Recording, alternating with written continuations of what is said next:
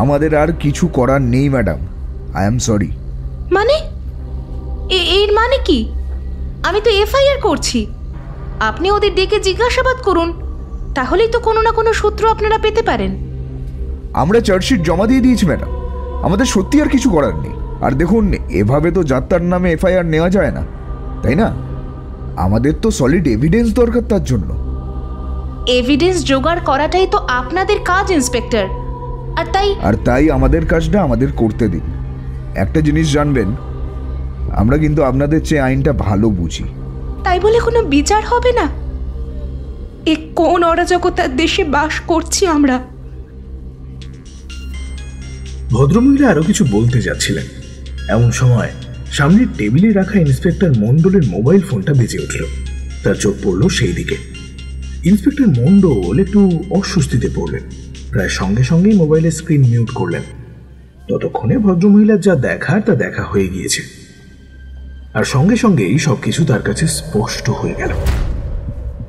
নিজেকে সামলে নিয়ে চোখ মুছে ভদ্রমহিলা বললেন, এতক্ষণে সবটা বুঝলাম। বেশ, আমিও দেখি কি করা যায়। এখনো আইন কানুন এই দেশে উঠে যায়নি। ভদ্রমহিলা উঠে পড়লেন। ইন্সপেক্টর মন্ডল কিছু বলতে গিয়েও বলতে পারলেন না। মনে মনে তার উদ্দেশ্যে একটা 5 অক্ষরের খিস্তি দিয়ে ফোনটা হাতে নিলেন। তারপর সবেমাত্র যে নাম্বার থেকে কলটা এসেছিল সেই নাম্বারটাই ডায়াল করলেন।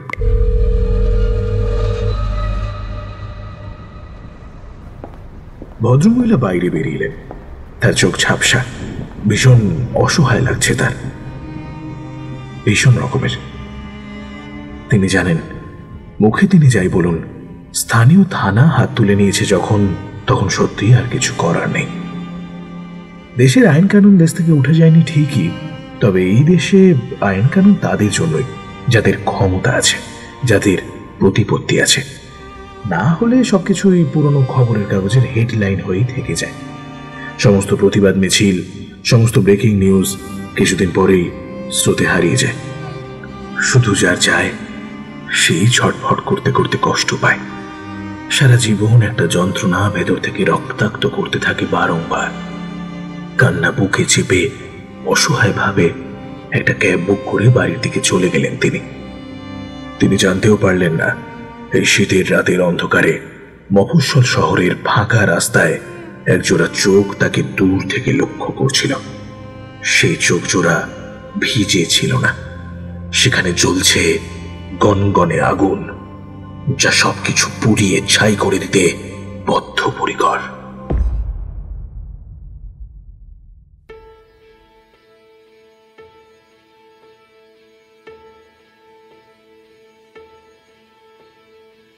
আইন প্রশাসন যখন অপরাধীকে শাস্তি দিতে ব্যর্থ, যখন দৃষ্টান্তমূলক অপরাধ করার পরেও বুক ফুলিয়ে ঘুরে বেড়ায় কিছু মানুষরূপী পিশাচের দল, তখন কোনো এক অজানা শক্তি পৃথিবীর মাটিতে নেমে আসে তাদের শাস্তি দেওয়ার জন্য।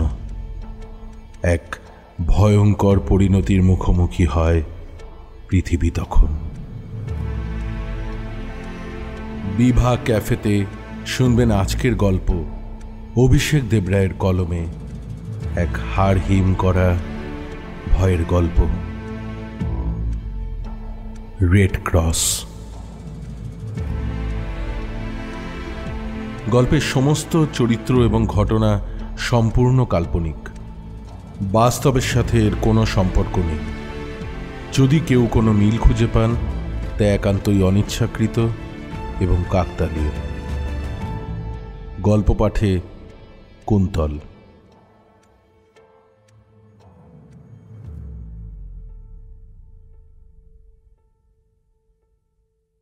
Enough is enough doctor Sen, আমারও ধৈর্যের কিন্তু একটা সীমা আছে।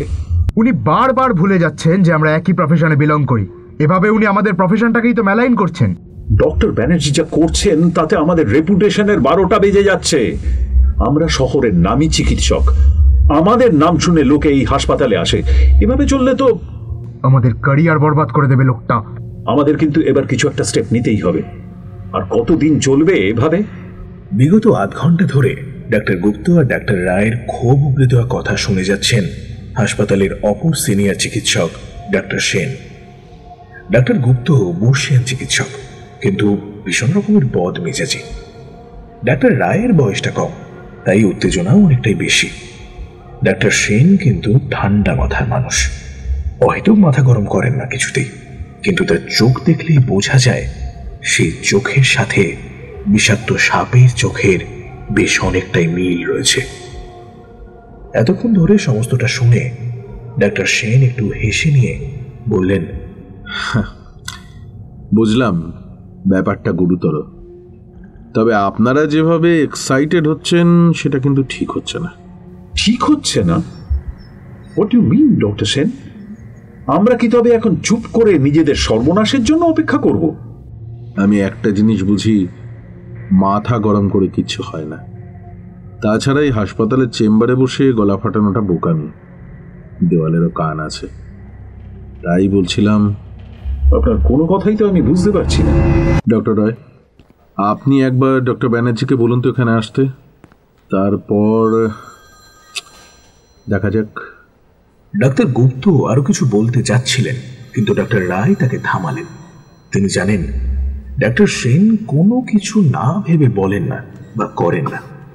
পরিস্থিতির ভয়াবহতা ডাক্তার সেন নিজেও আজ করতে পারছেন, কিন্তু আগেই মাছটাকে জল খেলিয়ে নিতে চাইছেন কিছুটা। যদি সোজা আঙুলে ঘি ওঠে তবে কি দরকার আঙুল বাঁকানো? ডাক্তার রায় চুপচাপ উঠে গেলেন, তারপর এগিয়ে গেলেন ডাক্তার দীপঙ্কর ব্যানার্জির চেম্বারের দিকে।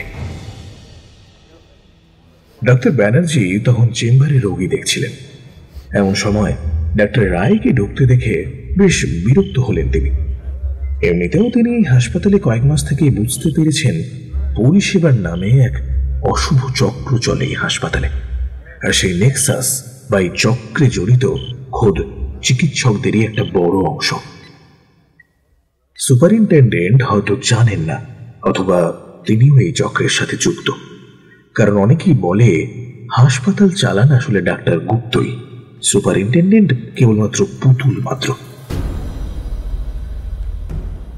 এই চক্রটাই ভাঙতে চান ডাক্তার ব্যানার্জি, এবং এই বিষয়ে তিনি বদ্ধপরিকর। তিনি ভেতর ভেতর নানান তথ্য জোগাড় করছেন এদের প্রত্যেকের বিরুদ্ধে, মূলত ডাক্তার সেন, ডাক্তার রায় আর খোদ সিএমও ডাক্তার গুপ্তর বিরুদ্ধে, কারণ এই তিনজনই এই চক্রের প্রধান তিনজন মাথা। চিকিৎসার নামে রোগীদের ঠকানো হবে, শোষণ করা হবে, নানান রকম অসাধু কার্যকলাপ আর নোংরামি এই হাসপাতালের ভেতরেই চলবে, এটা কিছুতেই তিনি সহ্য করতে পারবেন না। তিনি একজন চিকিৎসক, সমাজের প্রতি, মানুষের প্রতি তিনি অস্বীকার করতে পারেন না তার দায়, আর সেই জন্যই এই তিনজনকে বিশেষ করে তিনি এড়িয়ে চলেন। রোগীদের সাথে কথা বলার ফাঁকে ডাক্তার রায়কে দেখে বিরক্তি চেপে রেখে যতখানি সম্ভব সহজ গলায় তিনি জিজ্ঞেস করলেন, বলুন, কি ব্যাপার? আপনার সাথে একটু কথা ছিল। সিএমও ডক্টর গুপ্ত আপনাকে একবার চেম্বারে ডাকছিলেন। হ্যাঁ, কিন্তু কি এমন কথা যে এখানে বলা যায় না? সেটা ডক্টর গুপ্তই বলতে পারবেন। মনে মনে প্রচন্ড বিরক্ত হলেও কিছুই বললেন না তিনি। ডাক্তার রায়কে আশ্বস্ত করে পাঠিয়ে দিলেন। এই ছেলেটাকে বড্ড অসহ্য লাগে ওনার। রাতারাতি নাম কেনার লোভে আসল জায়গায় ঠিক হাত দিয়ে রেখেছে, আর এই বয়সেই ভীষণ উদ্ধত্ত আর অহংকার। অগত্যা তিনি রোগী দেখা শেষ করে উঠে এগিয়ে গেলেন সিএমওর চেম্বারের দিকে। চেম্বারের দরজা খুলে দেখলেন চেম্বারে ডক্টর গুপ্ত ছাড়াও ডাক্তার সেন আর ডাক্তার রায় উপস্থিত। মাথাটা ভীষণ রকমের গরম হয়ে গেল তার। উনি এদের সংস্রব এড়িয়ে চলেন, আর ইদানিং তিনি জানতে পেরেছেন হাসপাতালের জুনিয়র মহিলা চিকিৎসক, নার্স, এমনকি মহিলা স্বাস্থ্যকর্মী এই অনেকেই নাকি এই ডাক্তার সেনের সঙ্গে শারীরিক সম্পর্কে রয়েছে। মানে ডাক্তার সেন তাদের শারীরিক সম্পর্ক রাখতে বাধ্য করেছেন। কেউ রাজি না হলে তাকে নানানভাবে হুমকি দেওয়া হয়, নানানভাবে হেনস্থা করা হয়, যার ফলে ইচ্ছে না থাকলেও প্রত্যেকেই বাধ্য হয়। যারা রাজি হয় না তারা হয় চাকরি থেকে ইস্তফা দিয়ে কোনো প্রাইভেট হাসপাতাল বা নার্সিংহোমে চলে যায়, নইলে যেভাবেই হোক ট্রান্সফার নিয়ে অন্য হাসপাতালে চলে যেতে বাধ্য হয়। আর এই বিষয়টা জানার পর থেকেই ডাক্তার সেনকে একটা পিশাচ, একটা ধর্ষক ছাড়া আর কিছুই মনে হয় না ডাক্তার ব্যানার্জির। লোকটার চোখ যেন বিষাক্ত সাপের চোখ, দেখলেই কেমন গা শিউরে ওঠে। দরজায় দুবার নক করে ডাক্তার ব্যানার্জি বললেন, মে আই কাম ইন? আসুন, ভেতরে আসুন, বসুন। আমার দাঁড়ানোর অভ্যেস আছে। না না, সেটা তো ভালো দেখায় না। Please be seated. Doctor Banerjee অনিচ্ছা সত্ত্বেও বসতে বাধ্য হলেন। ডাক্তার গুপ্ত তাকে একবার ভালো করে দেখে নিলেন। তারপর ডাক্তার সেন আর ডাক্তার রায়ের সাথে চোখাচোখি করলেন একবার। নিজেকে যতটা সম্ভব সংযত রেখে ডাক্তার গুপ্ত জিজ্ঞেস করলেন, আপনি কি শুরু করেছেন বলুন তো ডক্টর ব্যানার্জি? কেন বলুন তো? হাসপাতালের সব ডাক্তারদের টাইমলি আসতে হবে, সব পেশেন্টদের সমান গুরুত্ব দিয়ে দেখতে হবে, হাসপাতাল থেকে যাবতীয় ওষুধ সরবরাহ করতে হবে, বেড থেকে শুরু করে ওষুধ সব মিলিয়ে সামগ্রিক চিকিৎসা ব্যবস্থায় স্বচ্ছতা আনতে হবে। এসব লেকচার দিয়ে কেন এত মাঠ গরম করছেন বলুন তো? কি চান আপনি? আপনি কি নিজেকে নেতা ভাবছেন নাকি? ভুলে যাবেন না, আপনিও একজন চিকিৎসক। আমি ভুলিনি আমি একজন চিকিৎসক, আর ভুলিনি বলেই আমি চাই যাতে সব মানুষ এই হাসপাতাল থেকে সমান পরিষেবা পায়। আর ফর ইউর কাইন্ড ইনফরমেশন, আমি নেতা নই, আর হওয়ার কোনো ইচ্ছেও নেই। লেকচার আমি দিই না, যেটা ন্যায্য আমি সেটাই বলি। আপনি এই হাসপাতালে আসার আগেও কিন্তু রোগীরা পরিষেবা পেত, ভবিষ্যতেও পাবে। বেড নিয়ে দালালদের রমরমা, ওপিডিতে পেশেন্টদের ঠিকঠাক অ্যাটেন্ড না করা, এমার্জেন্সি পেশেন্টদেরও মেঝেতে আনঅ্যাটেন্ডেড অবস্থায় ফেলে রাখা, রোগীদের ঠিকঠাক চিকিৎসা না করা, হাসপাতালের ওষুধ বাইরের দোকানে বিক্রি করা, রাতের বেলা বাইরের লোকের হাসপাতালের ভেতরে অবাধ যাতায়াত, তাদের কি উদ্দেশ্য কেউ জানে না। এগুলোর নাম বুঝি পরিষেবা স্যার? আর তার উপর যখন দেখা যায় এসবের সাথে যুক্ত চিকিৎসকদের একটা অংশ, তখনও কি চুপ করে থাকা যায়? What you mean doctor Banerjee? I mean what I said sir. আপনি বর্ষীয়মান চিকিৎসক, তার উপরে হাসপাতালের সিএমও। আমাকে বাধ্য করবেন না আপনাকে অসম্মান করতে। ডাক্তার গুপ্ত আরো কিছু বলতে যাচ্ছিলেন, এমন সময় মুখ খুললেন ডাক্তার সেন। তিনি এতক্ষণ ধরে ডাক্তার ব্যানার্জিকে খুব ভালোভাবে নিরীক্ষণ করছিলেন।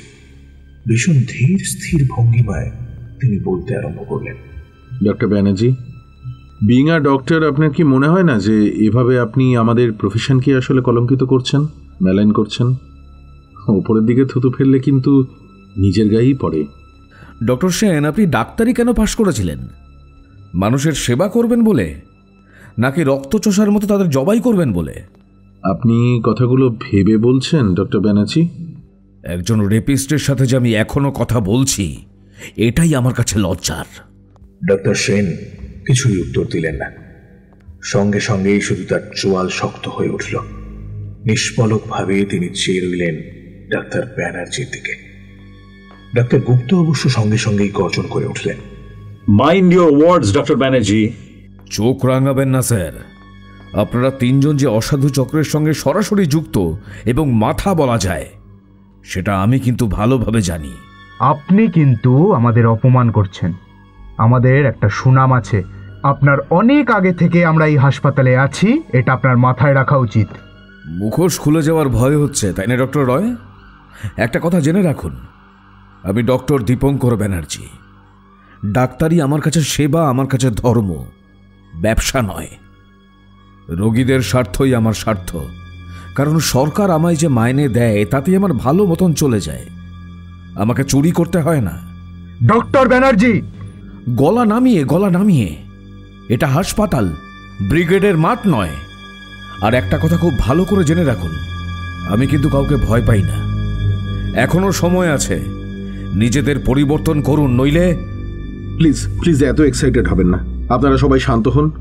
শুনুন, আমরা সবাই সহকর্মী, কলিগ, ফেলো মেডিকেল প্র্যাকটিশনার্স, ভদ্রলোক। কেউ বোকাও নই, মাস্তানও নই।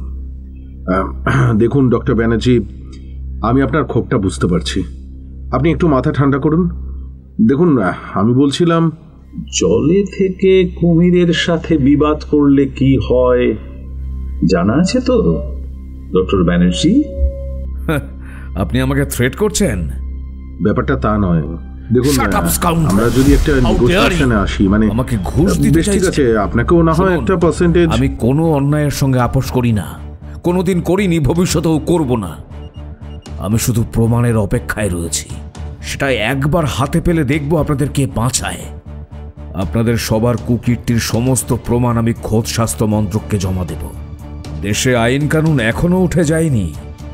এই হাসপাতাল থেকে এই কারাপশন নেক্সাস আমি উপড়ে ফেলবই। তার জন্য যত দূর যেতে হয় আমি যাব। Mind it. আর এক মুহূর্ত না দাঁড়িয়ে সঙ্গে সঙ্গে দরজা ঠেলে বাইরে বেরিয়ে গটগট করে করিডোর দিয়ে হেঁটে চলে গেলেন ডাক্তার ব্যানার্জি। ডাক্তার রায় আর ডাক্তার গুপ্ত নিজেদের মধ্যেই গজগজ করে চললেন। ডাক্তার সেন কিন্তু মাথা নিচু করে বসে রয়েছে। আপনি তো দেখলেন, তাও আপনি। ডাক্তার সেন কোনো উত্তর দিলেন না, চুপচাপ উঠে বেরিয়ে গেলেন দরজা দিয়ে। ডাক্তার গুপ্ত আর ডাক্তার রায় দুজনেই অবাক চোখে সেই দিকে চেয়ে রইলেন।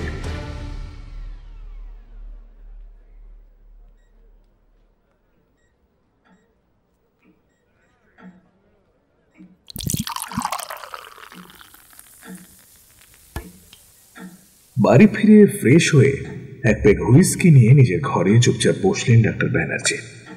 ঘরে অল্প আলো জ্বলছে।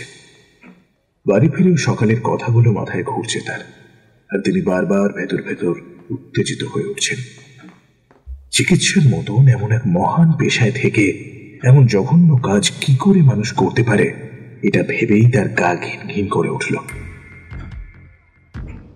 এই দেশে কত সরকারি বেসরকারি হাসপাতাল, নার্সিংহোমে না জানি এই ধরনের লোকেরা কিচকিচ করছে। এই সমস্ত লোকেদের জন্য চিকিৎসকদের মানুষ বিশ্বাস করে না, শ্রদ্ধা করে না। একটা মহান পেশাকে দিনের পর দিন এই সমস্ত লোকগুলো কলঙ্কিত করে চলেছে। এরা যতদিন এই পেশায় থাকবে ততদিন মানুষ একেবারে সুরক্ষিত থাকতে পারবে না। তারা কেবলই শোষিত হবে, কেবলই নিঃশেষিত হবে। ডাক্তার ব্যানার্জির স্ত্রী দেবলীনা ঘরের মধ্যে প্রবেশ করলেন। কিছুক্ষণ দেখলেন তার স্বামীকে। তিনি মানুষটাকে চেনেন খুব ভালো করে, বুঝতে পারেন ভেতর ভেতর কোনো কারণে ভীষণ রকমের অস্থির হয়ে রয়েছেন তিনি। আস্তে আস্তে পাশে গিয়ে বসলেন তিনি। তারপর তার স্বামীর কাঁধে হাত রেখে বললেন, কি হয়েছে? আবার নতুন কিছু? ডাক্তার ব্যানার্জি কিছুক্ষণ চুপ করে রইলেন। তারপর আস্তে আস্তে সকালের সমস্ত কথা খুলে বললেন। সমস্তটা শুনে একটা চিনচিনে ভয় যেন দেবলীনার শির দ্বারা বেয়ে নেমে যায়। একটা আশঙ্কা তাকে ঘিরে ধরে। কি দরকার বলো তো এইসবে? তুমি তোমার কাজটা ভালোভাবে করো, তাহলেই তো কি একজন চিকিৎসকের কি চিকিৎসা ছাড়া আর কোনো দায়িত্ব নেই সমাজে? আমি যখন দেখতে পাচ্ছি কিছু মানুষের জন্য ন্যূনতম পরিষেবাও হাসপাতালে পাচ্ছে না মানুষ, তখন আমি কি চুপ করে বসে থাকবো? তুমি ভাবতে পারছো না দেবলীনা, এখানে ঠিক কি চলছে? এদের চেন অনেক লম্বা। কিছু বলতে গেলেই থ্রেট, সিন্ডিকেট সক্রিয় হচ্ছে। এমন অনেক ডাক্তার এখানে চিকিৎসা করছে যারা ডাক্তারই পাশ করেনি, শুধু লবি করে টাকা দিয়ে সার্টিফিকেট কিনে নিচ্ছে এদের মতো লোকের মাধ্যমে। এরপরেও তুমি বলবে আমি চুপ করে থাকবো? একটা কেঁচো খুললেই সাপ বেরোবে দেবলীনা, আর সেটা বেরোনো ভীষণ প্রয়োজন। নইলে সর্বসমক্ষে নিজেকে একজন ডাক্তার বলে পরিচয় দিতে লজ্জা হবে। না, আর কোনো কথা বলতে পারল না দেবলীনা। এ সমস্ত শুনে তিনি স্তম্ভিত হয়ে গেলেন। এটা হাসপাতাল, এখানে মানুষ চিকিৎসা পরিষেবা পাওয়ার জন্য এসে ভিড় করে, চিকিৎসকদের ভরসা করে। তার স্বামীকে তিনি চেনেন। মানুষটি কোনোদিনও কোনো অন্যায় মেনে নিতে পারেন না, তবুও ভয় হয় তার। কারণ তিনি জানেন এই সমাজে ডক্টর ব্যানার্জির মতো মানুষের পাশে শেষমেশ কেউই আর থাকে না, কেউই না। বড্ড একা একা লড়াই করতে হয় তাদের। দুদিন কেটে গিয়েছে। ডক্টর ব্যানার্জি নিয়ম করে হাসপাতালে নিজের ডিউটি করেছেন। একবারের জন্যেও ডক্টর গুপ্ত, ডক্টর রায়, ডক্টর সেন কিংবা তাদের সাথে আরও যে সমস্ত চিকিৎসক, স্বাস্থ্যকর্মীরা রয়েছে তাদের ধারে কাছেও যাওয়া আশা করেনি। ভেতর ভেতর যেন একটা জেদ চেপে গিয়েছে তার, এক মারাত্মক জেদ। সেদিন রোগী দেখে চেম্বারে এসে বাড়ি ফেরার জন্য তোড়জোড় করছেন। এমন সময় একটা গলা শুনতে পেয়ে তিনি চমকে তাকালেন সেই দিকে। ডক্টর ব্যানার্জি। ডাক্তার সেন সঙ্গে সঙ্গেই মাথাটা মারাত্মক গরম হয়ে যায় তার। কি চায় এই লোকটা? এখনো সাহস হয় কি করে এখানে আসার? জল শক্ত হয়ে গেল তার নিমেষে। ডক্টর সেন হাত দিয়ে ইশারা করলেন, তারপর দরজার বাইরে এদিক ওদিক দেখে দরজা ভেতর থেকে বন্ধ করে এগিয়ে এলেন। ডক্টর ব্যানার্জিকে বসতে ইশারা করলেন। ডক্টর ব্যানার্জি বসলেন না। ডক্টর সেন ম্লান হাসলেন, তারপরেই এক দীর্ঘশ্বাস ফেলে বললেন, আমি জানি আমাকে দেখে আপনি ঠিক যেভাবে রিয়াক্ট করছেন, আপনার জায়গায় আমি থাকলেও একইভাবে রিয়াক্ট করতাম। আমি আপনাকে যা বলবো আপনি বিশ্বাস করবেন কিনা সেটা আপনার ব্যাপার, তবু আই নিড টু কনফেস, আমি জানি ডক্টর ব্যানার্জি আমি খুব খারাপ একজন মানুষ। হ্যাঁ হ্যাঁ, আপনি ঠিকই জানেন আমি এই চক্রের একজন মাথা।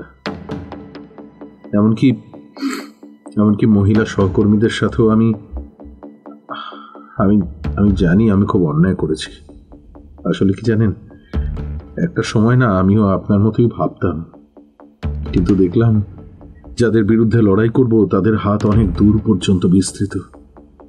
আমি একা এদের সঙ্গে লড়াই করে পেরে উঠব না। কখন যে আমি এদের একজন হয়ে গেলাম বুঝিনি, বিশ্বাস করুন। আসলে এটাই হয় জানেন তো, ক্ষমতার লোভ, টাকার লোভ আমাদের চরিত্র নষ্ট করে। ডক্টর ব্যানার্জি বুঝতে পারলেন না ডক্টর সেন আসলে কি বলতে চাইছেন। তবে ডক্টর সেনের চোখের দিকে তাকিয়ে তিনি বুঝতে পারলেন তার চোখে সেই বিষাক্ত সাপের চাহনি আর নেই। তার বদলে সেখানে জায়গা করে নিয়েছে টলটলে জল। এই টলটলে জলই কি তাহলে অনুতাপের অশ্র? ডক্টর ব্যানার্জি বসলেন চুপচাপ। ডক্টর সেন একইভাবে ম্লান হেসে বলতে আরম্ভ করলেন, আমি জানি ডক্টর ব্যানার্জি আপনি আমাকে ঠিক বিশ্বাস করছেন না। মিথ্যে বলবো না, সেদিন ইচ্ছে করছিল আপনার বিরুদ্ধে এমন কিছু একটা করি যাতে আপনার বড়সড় ক্ষতি হয়ে যায়, যাতে আপনি এখান থেকে চিরকালের মতো চলে যান, বা আরো কিছু। হয়তো সে সময় আমার আপনাকে মেরে ফেলতেও ইচ্ছে করছিল। হ্যাঁ, কিন্তু আপনার শেষের কথাগুলো আমার চোখ খুলে দিয়েছে ডক্টর ব্যানার্জি। এই দুদিন আমি রাতে ঘুমোতে পারিনি। আমি বিবেকের দংশন থেকে মুক্তি চাই। Are you sure? Yes I am. জানেন ডক্টর ব্যানার্জি, আমার বাবা ছিল সাধারণ কেরানি। অনেক কষ্ট করে আমাকে পড়াশোনা শিখিয়ে ডাক্তার করেছে। আজ বাবা বেঁচে থাকলে আমি হয়তো আজ মুখ দেখাতে পারতাম না। আমি জেনে শুনে মানুষের সাথে বিশ্বাসঘাতকতা করেছি, অন্যায় করেছি, মেয়েদের অসহায়তার সুযোগ নিয়েছি। আমি লম্পট, আমি চোর, আমি জানি আমার কোনো ক্ষমা নেই। তবু বলছিলাম যদি একবার সুযোগ দেন। দেখুন, আমি সুযোগ দেওয়ার বা না দেওয়ার কেউ নই ডক্টর সেন। আচ্ছা, আপনি ভয় পেয়ে এমনটা ভাবছেন না তো? কিংবা মিথ্যে বলে আমাকে কোনোভাবে ফাঁসানোর চেষ্টা করছেন না তো? কিছু মনে করবেন না, আপনাকে আমি ঠিক বিশ্বাস করতে পারছি না। ডক্টর সেন আবারও সেই একইভাবে হাসলেন, চোখ মুছে নিজেকে সামলালেন কিছুটা। তারপরেই কিছু না বলে চুপচাপ উঠে দরজার কাছে এগিয়ে গেলেন। তার শরীরে ভঙ্গিমাতেও কেমন একটা পরিবর্তন এসেছে। এই ডাক্তার সেন আর দুদিন আগে ডাক্তার সেন এক নন, যেন অনেকটাই আলাদা। দাঁড়ান ডক্টর সেন। ডক্টর সেন দাঁড়ালেন, চুপচাপ, স্থির। ডাক্তার ব্যানার্জি তার কাছে এগিয়ে গেলেন, কিছুক্ষণ চেয়ে রইলেন তার চোখের দিকে। ডাক্তার সেনের চোখে কেমন বিধ্বস্ত মানুষের ছাপ। ডক্টর ব্যানার্জি বললেন, ডক্টর সেন, আমার ভালো লাগছে এটা দেখে যে আপনি নিজের মধ্যে পরিবর্তন আনতে পেরেছেন। আসুন না, আমরা একসাথে লড়াই করি এই র্যাকেটের এগেনস্টে। আগের হাসপাতাল থেকেও এসব নোংরামি আমি মুছে দিয়েছি, এখানেও দেব। মিথ্যে কোনোদিন যেতে না ডক্টর সেন, সত্যের জয় হবেই। আমি থেমে থাকব না, আপনি যদি নাও থাকেন তবুও আমি থামব না। তবে হ্যাঁ, আপনি থাকলে লড়াইটা অনেক সহজ হবে, এই যা মনে জোর পাবো। আমাকে আপনার পাশে থাকার সুযোগ দিন ডক্টর ব্যানার্জি। আমি এমন এমন কিছু জানি যা আপনি ভাবতেও পারছেন না। ওই ডক্টর গুপ্ত লোকটা সাংঘাতিক, ও সব কিছু করতে পারে। ডক্টর রয় কিন্তু পাশ করা ডাক্তার নন। স্বাস্থ্য মন্ত্রকে ওনার এক রিলেটিভ ছিল, সেই সুবাদেই ইনোভাটিমিন। আপনার কাছে প্রুফ আছে? আস্তে আস্তে, এখানে আর একটা কথাও নয়। শুনুন, আমি ওদের সাথে যেমন চলছিলাম তেমন ভাবেই চলবো। আপনিও আমায় এড়িয়ে চলবেন যেমন চলছিলেন। আজ এখানে আমি আসিনি, আপনার সাথে কোনো কথা হয়নি, মাথায় রাখবেন। কিন্তু এখানে আসতে আপনাকে যদি কেউ দেখে থাকে? ডক্টর গুপ্ত আজ ছুটিতে, ডক্টর রয় নাইটে আসবেন, বাকিরাও আজ এদিকে তেমন নেই। যাক সে কথা। শুনুন, আজ না আজ নয়, বরং কাল, হ্যাঁ কাল একবার রাত ওই 8টা সাড়ে 8টার দিকে একবার আমার বাড়িতে আসুন, সেখানে বাকি কথা হবে। আপনাকে কিছু প্রমাণ আমি নিজের হাতে দিতে পারি। বেশ। ডক্টর সেন হাসলেন। এই হাসিতে কেমন জানি স্বস্তি আছে। বেরোনোর আগে আরেকবার ডক্টর ব্যানার্জির হাত ধরে ধন্যবাদ জানিয়ে সেখান থেকে বের হয়ে গেলেন তিনি। ডক্টর ব্যানার্জি যেন মনে এক নতুন উদ্যম ফিরে পেলেন।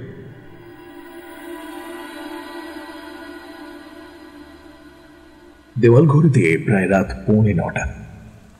ডক্টর সেনের বাড়ির বাইরে একখানা সাদা মারুতি এসে দাঁড়ালো। গাড়ির নাম্বার WB40D9131। ডক্টর ব্যানার্জি গাড়ি থেকে নামলেন, তারপরে এই ঘড়ি দেখলেন। বেশ দেরি হয়ে গিয়েছে, কি বা করা যাবে।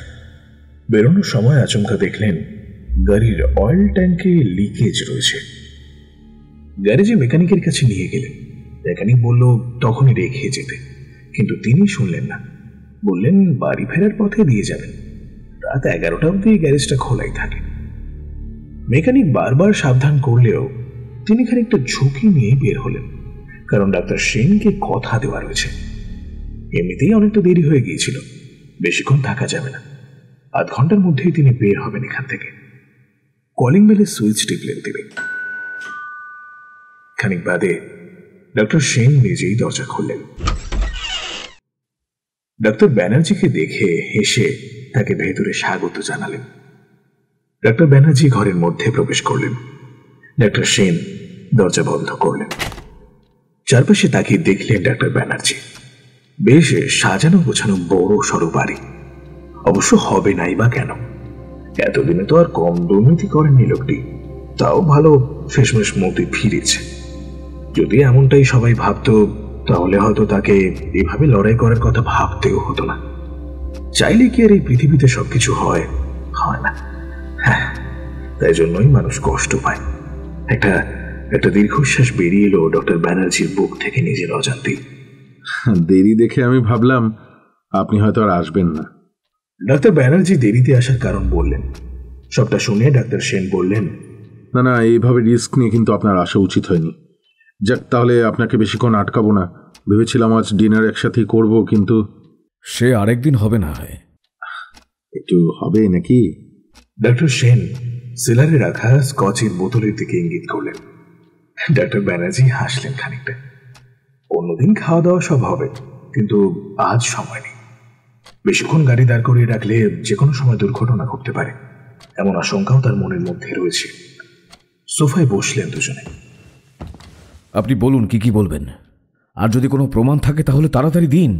আমি কথা দিচ্ছি বাইরের কেউ আপনার নামও জানবে না। প্রমাণ? কিসের প্রমাণ বলুন তো? মানে এই যে কাল আপনার সাথে কথা হলো আমার। ডাক্তার সেন উত্তর দেওয়ার আগেই ভেতরের ঘর থেকে যারা ঢুকলো তাদের দেখে ডাক্তার ব্যানার্জির কথা যেন গলাতেই আটকে যায়। নিজের চোখকেও যেন তিনি বিশ্বাস করতে পারছেন না। ডাক্তার গুপ্ত, ডাক্তার রায়। সঙ্গে সঙ্গেই ডাক্তার সেনের দিকে তিনি তাকালেন। ডাক্তার সেন হাসছেন। তার চোখে সেই বিষাক্ত সাপের মতো চাহনি আবারও ফিরে এসেছে। নিমেষের মধ্যে তিনি বুঝতে পারলেন তিনি ফাঁদে পড়েছেন। সঙ্গে সঙ্গে উঠে দাঁড়িয়ে পড়লেন তিনি। ডাক্তার গুপ্ত আর ডাক্তার রায়ের চোখেও জিঘাংসা উকিয়ে দিচ্ছে। ডাক্তার সেন বললেন, না না না না না, এটা আমার বাড়ি ডক্টর ব্যানার্জি। ধরে নিন এই সংগ্রামে এটা হলো সেই চক্রব্যূহ যেখানে ঢোকা যায় কিন্তু বেরোনো যায় না। আর আপনি আপনি মহাভারতের অভিমন্যু। হ্যাঁ, আমি কিন্তু আপনাদের এগেনস্ট এফআইআর করব, কাউকে ছেড়ে দেব না। ছি, আপনারা নাকি ডাক্তার, মানুষের জীবন বাঁচান, এই তার নমুনা। Same same on you all. যদি সেই সময় আপনি না পান। ডাক্তার ব্যানার্জি পেছন ফিরে তাকালেন। কিছু বুঝে ওঠার আগেই ডাক্তার গুপ্ত আর ডাক্তার রায় তার দুটো হাত চাপতে তাকে সোফায় বসিয়ে দিলেন। সঙ্গে সঙ্গে বাজ পাখির মতো দৃঢ়তায় পেছন থেকে একটা কালো তার ডাক্তার ব্যানার্জির গলায় সর্বশক্তিতে পেঁচিয়ে ধরলেন ডাক্তার সেন। তিন জোড়া চোখে এখন এক পৈশাচিক জিঘাংসা। কাউকে মানুষ বলে মনে হচ্ছে না। ডাক্তার ব্যানার্জির দম বন্ধ হয়ে আসতে লাগলো। সামান্য গোঙানিটুকুও যেন আর গলায় আটকে আসছে তার। তিনি ছটফট করছেন অসহ্য যন্ত্রণায়।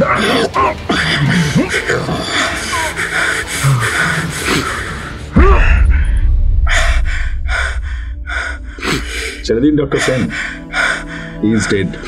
আস্তে আস্তে ডাক্তার সেন যেন স্বাভাবিক অবস্থায় ফিরে এলেন।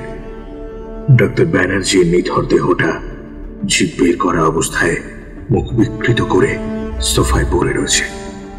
এক স্বস্তির হাসি চিকচিক করে উঠল তার চোখে। খাসা প্ল্যান করেছিলেন ডক্টর সেন, আপনার তারিফ করতেই হয়। আমাদের এই খেলায় আপনি সাক্ষাৎ শকুনি। একেবারে প্রথম বাজিতেই কিস্তিমাত। ভাবা যায়, তবে তুম করে যে এভাবে আপনি এটা ঘটাবেন সেটা কিন্তু ভাবতেও পারিনি।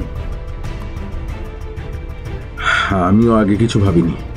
ভেবে তো ছিলাম ভয় দেখিয়ে প্রয়োজনে কিছুদিন গুম করে, কিন্তু ওই ট্যাঙ্ক লিকেজের কথাটা শুনেই সাথে সাথে সিদ্ধান্ত নিয়ে ফেলি।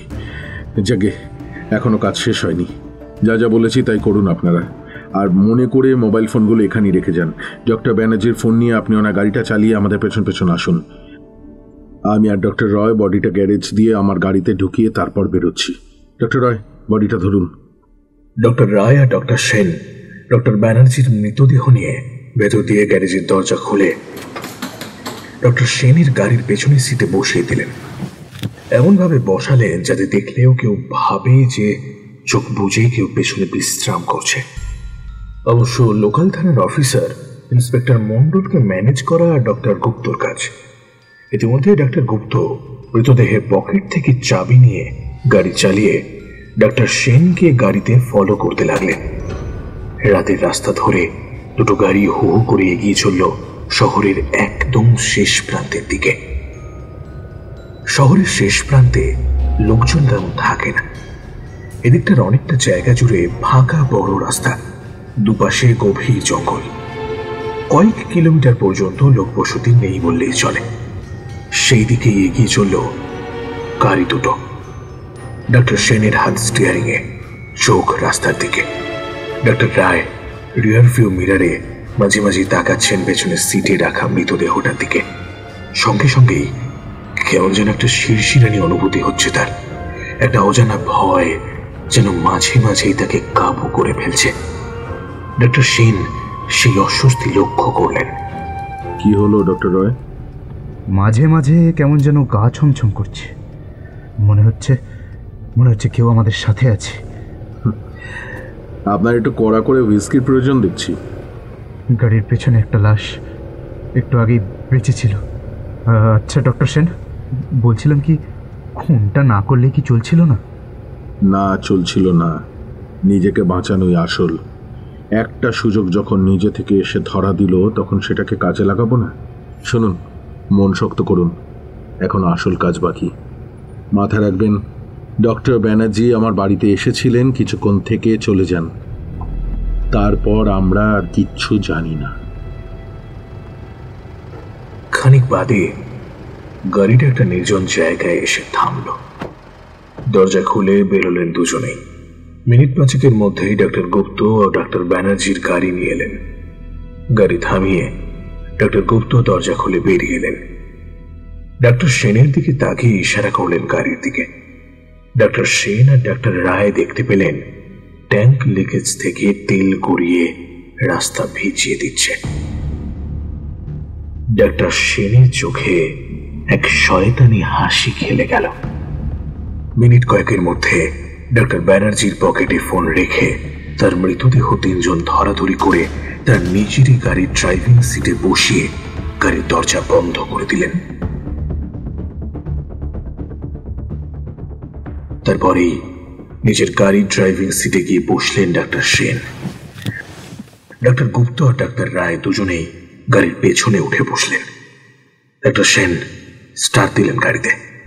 ইশারা করতেই ডক্টর গুপ্ত একটা দেশলাই জেলে রাস্তায় ছুড়ে ফেললেন। একেবারে মুখ্যম জায়গায় তেলের গড়িয়ে পড়া লাইনে আগুন ধরে দ্রুত এগোতে লাগলো সেটা গাড়ির দিকে। আরো দ্রুত গাড়ির পিকআপ তুলে সামনের দিকে এগোতে লাগলেন ডক্টর সেন। খানিক বাদেই এক তীব্র বিস্ফোরণের শব্দ শুনতে পাওয়া গেল। ডক্টর সেনের গাড়ি ততক্ষণে অনেকটাই এগিয়ে গিয়েছে। এই নির্জন রাস্তায় এত রাতে এমন এক নারকীয় ঘটনার সাক্ষী কেউই রইল না।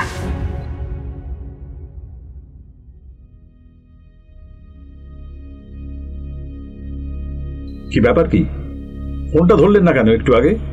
সরি ডক্টর গুপ্ত, আসলে দেবলীনা ব্যানার্জি বসেছিলেন সামনেই। ও, তা আপনি কি বললেন? কি আবার হটিয়ে দিলাম। কোনো প্রমাণ নেই, কোনো তথ্য নেই, বললেই এফআইআর নিতে হবে নাকি? তবে ডক্টর গুপ্ত, আমার মোবাইলে আপনার নাম দেখে ফেলেছে, তাই যাওয়ার আগে ওই হারামজাদি হুমকি দিয়ে গেল আমায় নাকি দেখে নেবে। স্বামীর সাথে থেকে নিজেকে আসলে নেত্রী ভাবতে আরম্ভ করেছে। বরটা মরেছে, তাও শিক্ষা হয়নি। আসলে এরা নিজেদের জায়গায় বাদ দিন, দেখবেন সব যেন প্ল্যান মাফিক চলে। নিশ্চয়ই স্যার, নিশ্চয়ই। আপনি কিচ্ছু ভাববেন না, আমি তো আছি।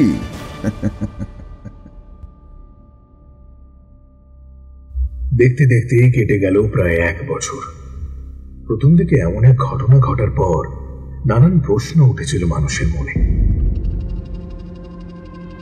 খবরের কাগজ, টিভি চ্যানেল, চায়ের দোকান, অফিস, কোর্ট কাছারি, রাস্তাঘাট, সর্বত্রই হইচই হচ্ছিল বিস্তর। সোশ্যাল মিডিয়াতে হ্যাশট্যাগের বন্যা বয়ে গেল। কেউ কেউ ঘটনা কিছুটা জানত, কেউ কেউ আঁচ করেছিল। তারা প্রত্যেকেই ডাক্তার সেন, ডাক্তার গুপ্ত এবং ডাক্তার রায়দের মুন্ডুপাত করতে শুরু করলো। কেন সেদিন ডাক্তার ব্যানার্জি ডাক্তার সেনের বাড়ি গিয়েছিল সেটা নানানভাবে ব্যাখ্যা করতে আরম্ভ করলো। প্রতিবাদ মিছিল আর প্রতিবাদ সভা অলি গলি রাজপথ কাঁপিয়ে দিল, কিন্তু কিছুই হলো না শেষমেশ। কারণ আদালতে শাস্তি দিতে গেলে প্রয়োজন অকাট্য প্রমাণ, আর এক্ষেত্রে কোনো প্রমাণই ছিল না। কিন্তু প্রমাণ হয়তো জোগাড় করা যেত, কিন্তু ইন্সপেক্টর মন্ডলের বদান্যতায় সেটাও আর হলো না। ফলে প্রমাণের অভাবে এই কেস একসময় ধামা চাপা পড়ে গেল। মানুষও আস্তে আস্তে ভুলে গেল সবকিছুই আবারও স্বাভাবিক নিয়মে চলতে লাগলো। শুধু রাতের বেলা দেবলীনা আজও ঘুমোতে পারে না। আকাশের দিকে তাকিয়ে ঝাপসা চোখে আজও প্রার্থনা করেন যেন ঈশ্বরের বিচার একদিন করেন। কে জানে তার সেই প্রার্থনা শেষমেশ সেই ঈশ্বর নামক শক্তির কাছে, এই বিশ্ব ব্রহ্মাণ্ডের ভাগ্য নিয়ন্তা কোন শক্তির কাছে আদৌ কখনো পৌঁছবে কিনা।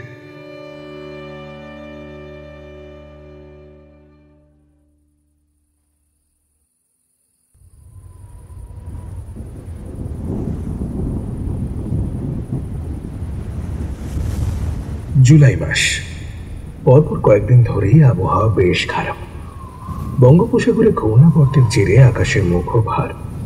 কয়েকদিন ধরেই বৃষ্টি হয়ে চলেছে। আজ বিকেলের পর থেকে দুর্যোগটা আরো বেড়েছে। মুষলধারে বৃষ্টি তো রয়েছেই, সেই সঙ্গে ঘন ঘন বজ্রপাত, আর মাঝে মধ্যে ঝোড়ো হাওয়ার তাণ্ডব আছড়ে পড়ছে বারংবার। কলকাতায় এই আবহাওয়ার প্রভাব কম থাকলেও এ সমস্ত মফস্বল শহরে বেশ ভালোই টের পাওয়া যাচ্ছে। রাত 9টা। একা একা ফ্ল্যাটে বসে স্বামীর জন্য অপেক্ষা করছেন মল্লিকা। মল্লিকা গুপ্ত, ডাক্তার গুপ্তর স্ত্রী। আজ ডাক্তার গুপ্তর ফিরতে একটু দেরি হবে, তিনি বলেই গিয়েছিলেন।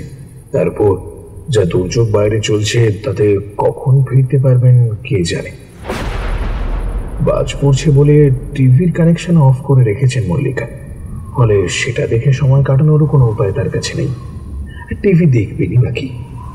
মাঝে তো এই একই খবর দেখতে দেখতে তার বিরক্তি এসে যেত। তারপর আশেপাশে লোকজনকে জবাবদিহি করা। আরে বাবা, শেষমেশ কি কিছু প্রমাণ হলো? একটা দুর্ঘটনাকে খামোখা খুনের নাম দিয়ে একটা টান টান থ্রিল অনুভব করে সবাই যেন কেমন এক অদ্ভুত আনন্দ পায়। সত্যি। আর সেই সঙ্গে জুটে যায় রাজনীতির লোকেরা। আর চলতে গেলে টুকটাক ঘুরপথে রোজগার সবাইকেই করতে হয়, নইলে আজকের দিনে আর যাই হোক সংসার ঠিক করে চালানোটা খুব মুশকিল হয়ে পড়ে। মল্লিকা জানেন যে ডাক্তার গুপ্ত আর যাই করেছেন শেষমেশ সবকিছুই পরিবারের জন্যই। একমাত্র ছেলে অস্ট্রেলিয়ার তাসমানিয়া ইউনিভার্সিটিতে মেরিন স্টাডিজ নিয়ে পড়াশোনা করছে। তাদের এত দামি ফ্ল্যাট, প্রভাব, প্রতিপত্তি, এই সমস্ত কিছু কি কেবল সরকারি টাকায় হয়? ভাবতে ভাবতেই মল্লিকা মোবাইল ফোনটা তুলে নিলেন। না, এবার একটা কল করতে হবে। কত দূর উনি আছেন সেটা একবার দেখা প্রয়োজন। নাম্বার ডায়াল করে কল বাটনে আঙুল রাখতে যাবেন, ঠিক এমন সময় একটা শব্দ। চমকে উঠলেন তিনি। একটা কিছু ভাঙার শব্দ। কাচের কোনো জিনিস ভাঙলে যেমন শব্দ হয় ঠিক সেই রকম। পাশের ঘর থেকে এসেছে বলে মনে হলো, কিন্তু কি ভাঙলো আবার?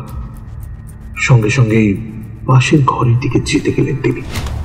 গিয়ে দেখলেন কোথায় কিছু তো ভাঙেনি, কিন্তু তিনি স্পষ্ট শুনেছেন। এতখানি ভুল হবে শুনতে? কে জানে, হয়তো। এমন সময় ডাইনিং হল থেকে একটা শব্দ ভেসে এলো, আর সেই শব্দেই মল্লিকার বুকের রক্ত আচমকাই বরফ হয়ে এলো। টিভি চলছে, কিন্তু কিভাবে চলছে টিভিটা? টিভির প্লাগ তো খোলা। মল্লিকা ছুটে গেল সেই দিকে। হ্যাঁ, ওই তো প্লাগটা খুলে পাশে রাখা। তাহলে টিভি চলছে কেমন করে? মল্লিকা কাঁপা হাতে রিমোট হাতে নিয়ে বারবার টিপতে লাগলেন, কিন্তু কোনো কাজ হলো না। এমন সময় আচমকা মল্লিকার মনে হলো তার ঠিক পেছন থেকে কেউ একটা দ্রুত বেগে চলে গেল। একটা ঠান্ডা বাতাসের হলকা তার পিঠের ওপর আছড়ে পড়ল। প্রচন্ড ভয়ে আর আতঙ্কে তিনি পেছন ফেটেই চুপ করে লোডশেডিং। একটা অপার্থিব আতঙ্ক যেন তার দম বন্ধ করে দিচ্ছে। তার হাত থেকে তার মোবাইল ফোনটা ধূপ করে কার্পেটের ওপর কোথাও যেন পড়ল। সঙ্গে সঙ্গে আলোটা নিভে গেল ডিসপ্লে। তিনি হাতড়াতে লাগলেন, কিন্তু খুঁজে পেলেন না তার মোবাইলটা। আর ঠিক তখনই জানলার সার্সের দিকে চোখ পড়ল তার। সাথে গেলেন তাতে তার শরীর অবশ হয়ে এলো।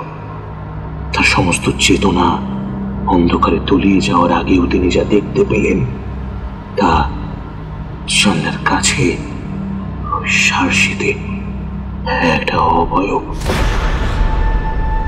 বিদ্যুতের আলোয় বোঝা যাচ্ছে তার মুখ সম্পূর্ণ ঝলসানো আর রক্তাক্ত।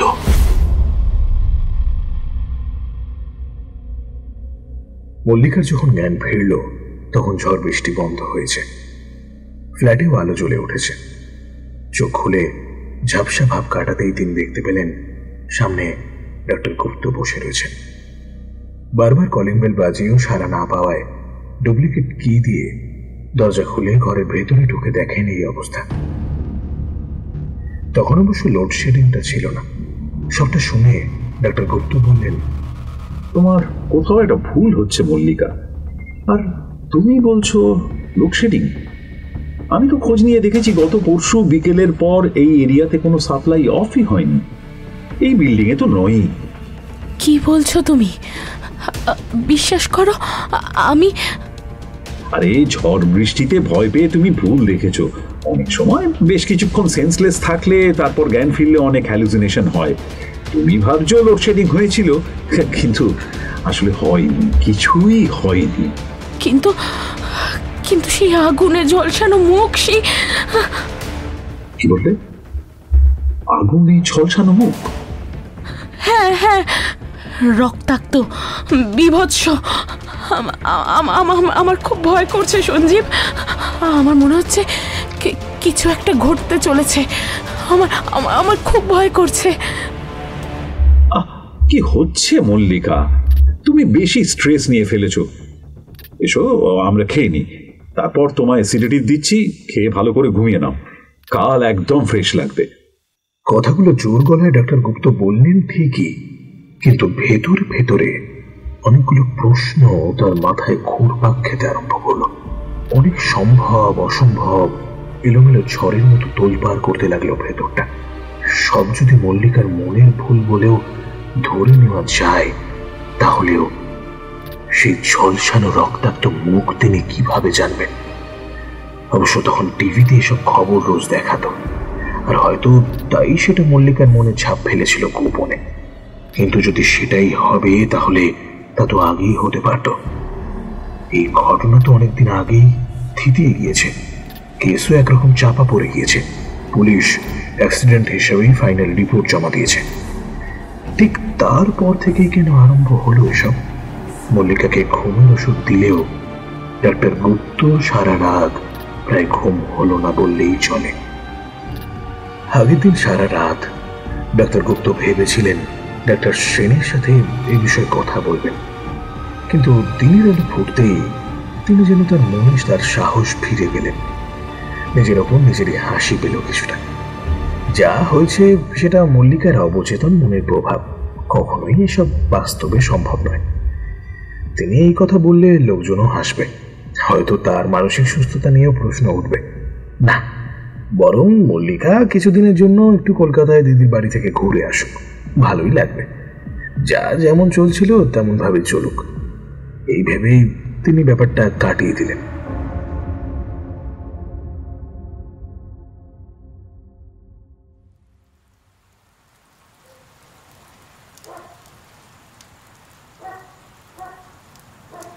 রাত তখন অনেক হয়েছে। সারাদিন আবহাওয়া ভালো থাকলেও রাতের দিকে ফের কিছুক্ষণের জন্য বৃষ্টি হয়েছিল, তাতেই বাইরের আবহাওয়া বেশ ঠান্ডা। এখন বৃষ্টি ধরেছে অনেকটাই। একটা মেডিকেল জার্নালের পাতা উল্টাতে উল্টাতেই হাই উঠছে ডক্টর রায়ের। তার স্ত্রী এখন সন্তান সম্ভবা, আর সেই জন্যই তিনি এখন তো আর খড়গপুরের বাপের বাড়িতেই রয়েছেন। ফলে ডক্টর রায় এখন একাই রয়েছেন ফ্ল্যাটে। না, সারাদিনের ক্লান্তির পর ভীষণ ঘুম পাচ্ছে তার, বেশ অবসন্ন লাগছে। আলো নিভিয়ে দিয়ে গায়ে চাদর টেনে নিয়ে শুয়ে পড়লেন তিনি। তন্দ্রা মতো নেমে এসেছে এমন সময় পাশে রাখা মোবাইল ফোনটা বেজে উঠল। ঘুমের রেশটাও কেটে গেল সঙ্গে সঙ্গে। একখানা প্রচন্ড বিরক্তি নিয়ে ডক্টর রায় বাধ্য হয়ে পাশে টেবিলে রাখা টেবিল ল্যাম্প জেলে উঠে বসে চোখে চশমাটা পরে নিয়ে বিরক্তির সাথে মোবাইলটা হাতে নিলেন। আর সঙ্গে সঙ্গেই প্রচন্ড চমকে উঠলেন তিনি। কোনো নাম্বার ডিসপ্লে হচ্ছে না কেন, অথচ ফোনটা বেজেই চলেছে। তাহলে কি কোনো গোলমাল হলো ফোনে? কে ফোন করবে এত রাতে? না না, তাহলে কোনো রোগীর বাড়ির লোক। ওরা তো এমনিতেও ডাক্তারদের কেনা গোলাম মনে করে, যখন খুশি বিরক্ত করবে। নাকি খড়গপুর থেকে ফোন? সুলভ না ঠিক আছে তো? নানান প্রশ্ন মাথায় নিয়েই কলটা রিসিভ করলেন ডাক্তার রায়। আর ফোন কানে দিয়ে শুনতে পেলেন এক হিসিয়ে কণ্ঠস্বর, যা শুনে তার বুকের রক্ত জমে বরফ হয়ে এলো। ভালো আছেন ডক্টর রয়? কণ্ঠস্বরটা ভীষণ চেনা চেনা লাগছে ডক্টর রায়। কোথায় যেন শুনেছেন, কিন্তু কিছুতেই মনে করতে পারছেন না। কিছু জিজ্ঞেস করতে যাবেন, এমন সময় ওপার থেকে আবারও সেই গলাটা ভেসে এলো। চিনতে পারছেন না? অবশ্য না চেনারই কথা, কতদিন আগের কথা। আমি ডক্টর দীপঙ্কর ব্যানার্জি। নামটা শুনেই বুকের ভেতরটা ছ্যাঁত করে উঠল ডক্টর রায়ের। তিনি কি শুনছেন? ডাক্তার ব্যানার্জি? কিন্তু কি করে সম্ভব? ডাক্তার ব্যানার্জি তো মারা গিয়েছে তার চোখের সামনে। তাহলে কেউ কি ইচ্ছে করে ওদের ফাঁদে ফেলার চেষ্টা করছে? কিন্তু কে করছে এমনটা? পুলিশ নাকি অন্য কেউ? না না না, কোনোভাবেই কোনো বেফাস মন্তব্য করা যাবে না, কিছুতেই না। মনের মধ্যে একটা জোর এনে বেশ কড়া গলায় ডক্টর রায় উত্তর দিলেন, এই আর কি হচ্ছে? আমি কিন্তু পুলিশে খবর দেবো। হ্যাঁ, রাতের বেলা প্র্যাঙ্ক কল করে আপনি হ্যারাস করছেন। আপনি যেই হয়ে থাকুন, আপনি কিন্তু। আরো কিছু বলতে যাচ্ছিলেন তিনি, আর এমন সময় কলটা ডিসকানেক্ট হয়ে যায়। ডক্টর রায় এই আকস্মিক ঘটনায় কিছুক্ষণ চুপচাপ বসে রইলেন। মাঝখান থেকে ঘুমটা উড়ে যায় তার। সকালবেলা ডাক্তার সেনের সাথে এই ব্যাপারে কথা বলতে হবে। কখন কি হয় তার জন্যই আগে ভাগে বলে রাখাটাই ভালো। টেবিল থেকে সিগারেটের প্যাকেটটা তুলে নিয়ে একটা সিগারেট বের করতে যাবেন, এমন সময় তার চোখ পড়ল বিছানার দিকে। আর সঙ্গে সঙ্গেই তিনি প্রচন্ড ভয়ে আতঙ্কে কেমন যেন নির্ধর হয়ে পড়লেন। ডক্টর রায়ের বিছানা রক্তে ভেসে যাচ্ছে, গাঢ় লাল রঙের টাটকা রক্তে চুইয়ে চুইয়ে পড়ছে মেঝেতে। আর আস্তে আস্তে তার ঘরের সাদা মেঝেও রক্তে লাল হয়ে উঠছে। রক্তের একটা আষ্টে গন্ধে গোটা গোটা ঘর কেমন বিশ্রী গন্ধে ভরে উঠছে। গা গুলিয়ে উঠছে তার। এক প্রবল আতঙ্কে, ভয়ে আর এক অজানা আশঙ্কায় আর্তনাদ করে উঠলেন ডাক্তার রায়।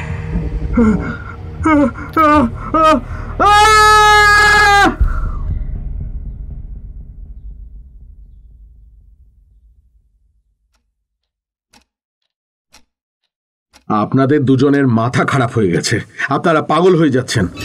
আপনাদের ইমিডিয়েট বিশ্রাম দরকার। কাল সারাটা রাত কিভাবে কাটিয়েছি সেটা কেবল আমি জানি। এখনো ভাবলেই বুকের ভেতরটা। সব মনের ভুল। আপনারা চিকিৎসক, কোনো মূর্খ চাষাভুষো লোক নন যে আদিকালের ধ্যান ধারণার কুসংস্কার নিয়ে চলবেন। ডক্টর রয়, আপনি একবার সাইবার ক্রাইম সেলে যোগাযোগ করুন, হয়তো কলটা ট্রেস করা যেতে পারে। সবটাই কি হ্যালুসিনেশন? সবটাই। শুনুন, আমরা কোনো খুন করিনি, কোনো ক্রাইম করিনি। ক্লিয়ার? তা বললেই কি সত্যিটা পাল্টে যায় ডক্টর সেন? যায়, পাল্টে যায়। সত্যি মিথ্যে সব মানুষের হাতে। মিথ্যেটা বারবার বললে সেটাই সত্যি হয়ে যায়। এসব ভূত প্রেত আত্মা টাত্মা বলে কিচ্ছু হয় না। It's absurd. মৃত মানুষ কখনো ফেরে না, নেভার। শুধু মাথায় রাখবেন, একবারের জন্যও কেউ কোথাও কোনোভাবে ভয় পেয়ে কোনো বেফাস মন্তব্য করবেন না। সব ভুলে যান, সব। ডাক্তার গুপ্ত আর ডাক্তার রায় একে অপরের দিকে তাকালেন একবার। এরপর আর কিছু বলার থাকতে পারে না। তবে যা ঘটছে পরপর, এরপর বিষয়টাকে খুব হালকাভাবে নেওয়াটা সম্ভব হচ্ছে না ডাক্তার রায়ের পক্ষে। ডাক্তার গুপ্ত ইতিমধ্যেই অনেক কিছুই ভাবছেন, তবে এই মুহূর্তে সতর্ক থাকা ছাড়া আর কিছুই তেমন করার নেই।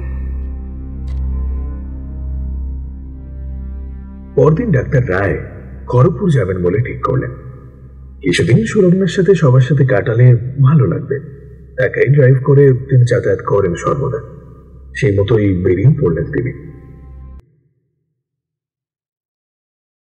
হাইওয়ে ধরে চলেছেন তিনি।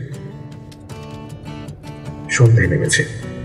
পাশ দিয়ে হুস হুস করে বেরিয়ে যাচ্ছে ট্রাক, ডাম্পার গাড়ি আর বাইক। গাড়ির ডেকে একটা হালকা গান বাজছে। সব মিলিয়ে বেশ ভালো লাগছে ডাক্তার রায়। এখন তার মনে হচ্ছে ডাক্তার সেনের কথাগুলোই ঠিক। যা হয়ে গেছে তা হয়ে গেছে, আর সেটা তাদের ভালোর জন্যই হয়েছে। ব্যাস গল্প ওখানেই শেষ। আর এ সমস্ত বিষয় নিয়ে ভেবে কোনো লাভ নেই। তবে সেদিন রাত্রে ফোনটা ঠিক কি করেছিল সেটা জানতে হবে মেঘের আড়ালে মেঘনাথ হয়ে কে খেলাটা খেলতে চাইছে। কিছুক্ষণ ধরেই সামনে একটা সাদা মারুতি একটা নির্দিষ্ট দূরত্ব বজায় রেখে চলেছে, কিছুতেই রাস্তা ছাড়ছে না। ফলে ওভারটেক করার কোনো সুযোগও পাচ্ছেন না ডাক্তার রায়। তিনি বিরক্ত হলেন ভীষণ। বারবার হর্ন বাজালেও যেন কানেই তুলছে না ড্রাইভার। একই ধরনের অসভ্যতা। বেশ কিছুটা সময় এরকম চলার পর ডাক্তার রায়কে গাড়িটা একটু সাইড দিল। ডাক্তার রায় গাড়িটা সাদা মারুতিদের পাশ দিয়ে নিয়ে গেলেন।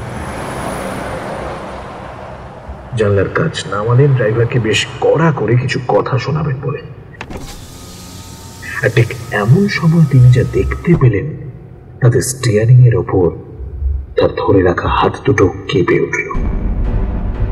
সাদা মারুতি গাড়িটায় কোনো ড্রাইভার নেই, নিজে থেকেই চলছে গাড়িটা। এ কি দেখছেন ডাক্তার রায়?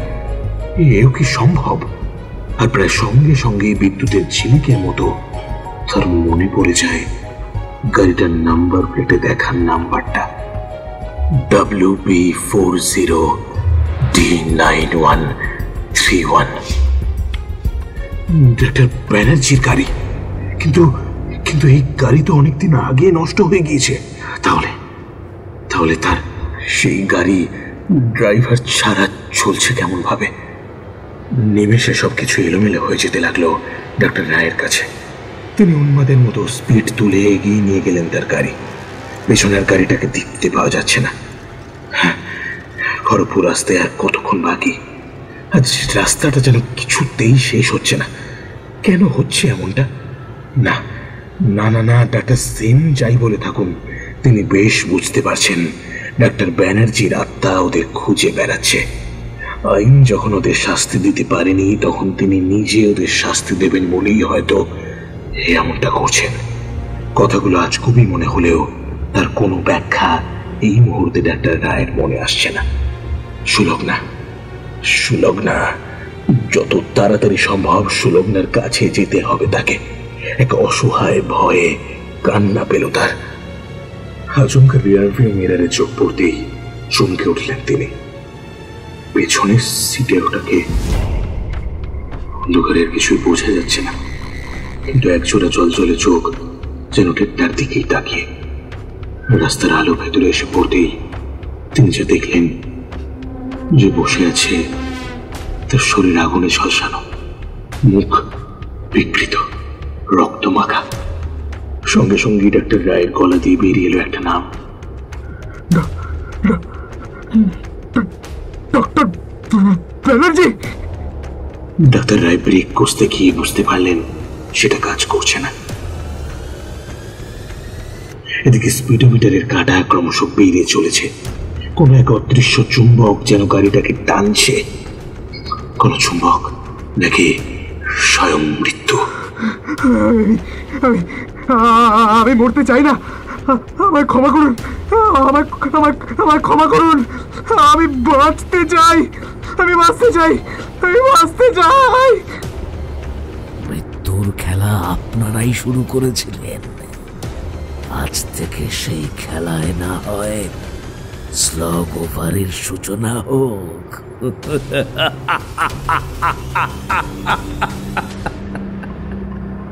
ডাক্তার রায় বুঝতে পারছেন গাড়ির সম্পূর্ণ কন্ট্রোল এখন তার হাতের বাইরে। হাইওয়ে দিয়ে প্রবল বেগে গাড়িটা কোথাও একটা ছুটে চলেছে, আর গাড়ির পেছনের সিট থেকে জোড়া চোখ যেন সার্কাস দেখছে। হঠাৎ করে উল্টো দিক থেকে একটা বড় ট্রাকের হেডলাইটের আলো চোখে এসে পড়ল ডক্টর রায়। আর তার গাড়িটা যেন প্রায় সমুদ্রে ভেসে এগিয়ে যাচ্ছে সেই ট্রাকের দিকে। সেই ট্রাকের হর্নের আওয়াজ বারংবার কানে আসতে লাগলো ডক্টর রায়। আর ঠিক তারপরেই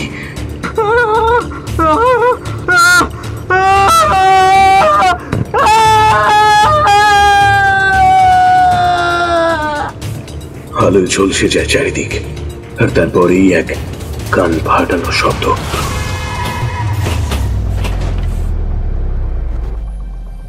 ডাক্তার রায়ের চোখের সামনে চিরকালের মতো নেমে আসে চরম অন্ধকার।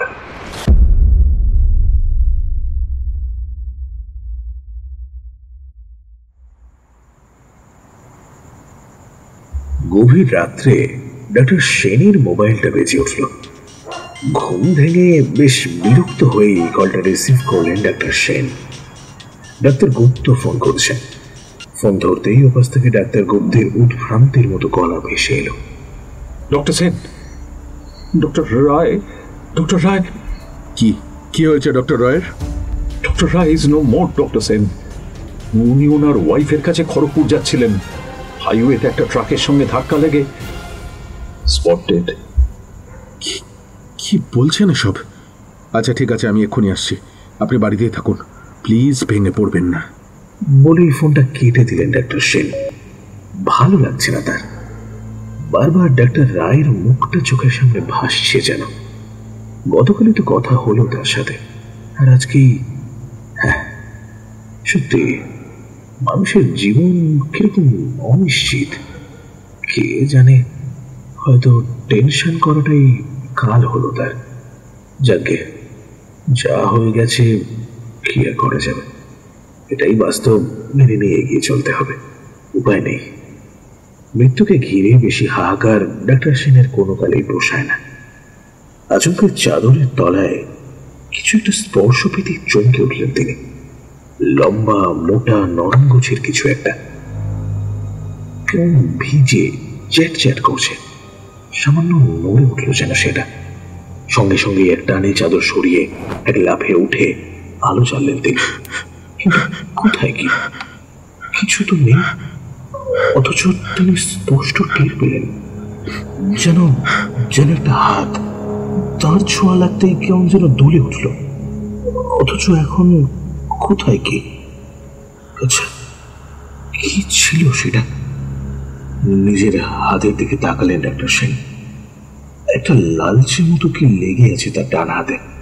কি এটা? নাকের কাছে নিয়ে একবার শুকতেই একটা আস্তে গন্ধ নাকে গেল। রক্ত।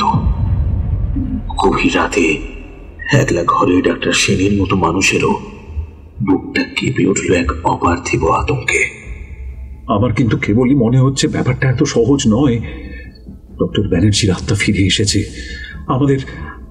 আমাদের সবাইকে শাস্তি দেবে বলে, আমাদের কাউকে ছাড়বে না। Oh come on, stop all this rubbish.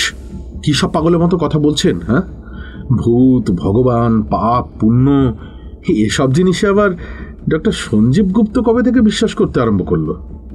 Doctor গুপ্ত কয়েক মুহূর্ত চুপ করে রইলেন। কোনো কথা মাথায় এলো না তার। খানিক বাদেই ফের তিনি বললেন, ডক্টর রয়ের মৃত্যুর পরও আপনি একই কথা বলবেন? ডক্টর রয়ের মৃত্যুটা জাস্ট একটা অ্যাক্সিডেন্ট। তবে আমাদের শিক্ষা নিতে হবে, নইলে আমাদের অবস্থাও ডক্টর রয়ের মতো হবে। অতিরিক্ত ভয়, অতিরিক্ত টেনশন ডিস্ট্রাকশন তৈরি করে, তখন বিপদ ঘটার সম্ভাবনা থাকে 16 আনা। মল্লিকার কিন্তু এসব কিছুই ছিল না ডক্টর সেন। ডাক্তার সেন কোনো মন্তব্য করলেন না। করে কোনো লাভ নেই, তিনি জানেন সবটা। কেবল এক কঠিন দৃষ্টি মেলে তাকালেন। ডাক্তার গুপ্ত সে দৃষ্টির মানে বোঝেন। একটা দীর্ঘশ্বাস ফেলে নিজেকে গুটিয়ে নিলেন তিনি। তারপরে আবার একটা দীর্ঘশ্বাস ফেলে জিজ্ঞেস করলেন, মাত্র কয়েক ঘন্টা আগেও ছেলেটা আমাদের সাথে ছিল। ডক্টর রয় চলে যাওয়াটা কিভাবে ভুলবো বলুন তো? ভুলতে হবে ডক্টর গুপ্ত। আমরা ডাক্তার, জন্ম মৃত্যু আমাদের কাছে সিগারেট খাওয়ার মতোই নর্মাল ব্যাপার। রোজ কত মৃত্যু দেখি আমরা, কিছু কি যায় আসে আমাদের? তাহলে ডক্টর রয়কে নিয়ে এত কান্নাকাটির আছেটা কি? ডক্টর রায় আমাদের বহুদিনের সঙ্গী ছিলেন ডক্টর সেন। So what? এত আবেগ দিয়ে জীবন চলে না। আর কিছুই বলার মতো খুঁজে পেলেন না ডাক্তার গুপ্ত। ডাক্তার সেনের মধ্যে আরো পরিবর্তন এসেছে। তিনি যেন আরো হিংস্র হয়ে উঠেছেন, আরো মারাত্মক, আরো বেপরোয়া।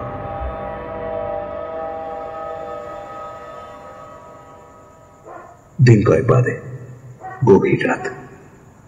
রাস্তা থেকে মাঝে মাঝে ভেসে আসছে কুকুরের ডাক। আচমকাই একটা শব্দে ডাক্তার গুপ্তর ঘুমটা ভেঙে যায়। কার একটা পায়ের শব্দ হচ্ছে না? কেউ যেন বাড়ির ভেতরে হেঁটে চলে বেড়াচ্ছে। একটা ভয়, ডাক্তার গুপ্তকে ধাক্কা দিয়ে গেল, কিন্তু তিনি অস্থির হলেন না। মল্লিকা কলকাতায় দিদির কাছে গিয়েছেন।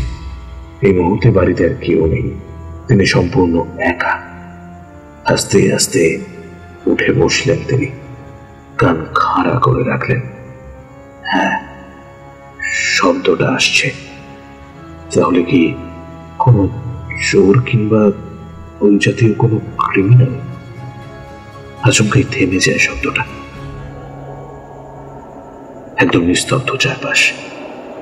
ডাক্তার গুপ্ত আস্তে আস্তে বিছানা থেকে নেমে এলেন, আর ঠিক সঙ্গে সঙ্গে চোখ যায় জানলার দিকে। জানলার বাইরে ওটা কে দাঁড়িয়ে? আচ্ছা, এই 5 তলা বিল্ডিং এর টপ ফ্লোরে জানলার বাইরে কেউ কি করে পৌঁছবে? তিনি উত্তেজিত হয়ে ছুটে গেলেন জানলার দিকে। সঙ্গে সঙ্গেই তিনি দেখতে পেলেন এক ছায়া মূর্তি। তার সারা শরীর ঝলসানো, তার মুখ বিকৃত, রক্তাক্ত, চোখ জোড়া কেমন প্রবল আক্রোশে জ্বলছে দপদপ করে। এক ভয়ে, আতঙ্কে ছিটকে কার্পেটের উপর গিয়ে পড়লেন ডাক্তার গুপ্ত। নিমেষের মধ্যে সেই ছায়া মূর্তিতেই যেন বাতাসে মিলিয়ে গেল।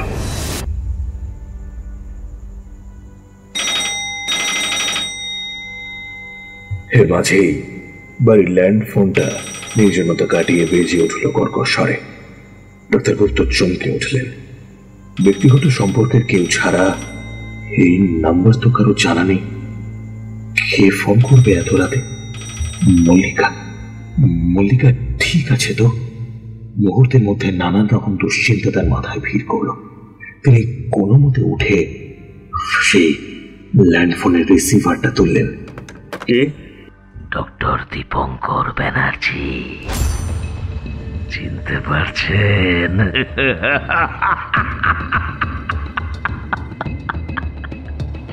ডাক্তার গুপ্তর হাত থেকে রিসিভারটা পড়ে গেল সশব্দে।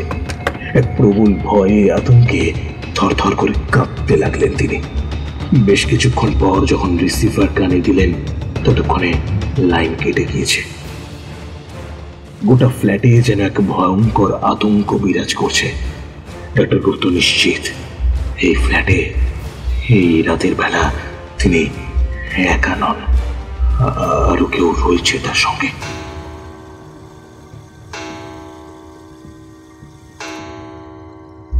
ঢং ঢং শব্দে রাত 3টে বাজলো দেওয়াল ঘড়িতে।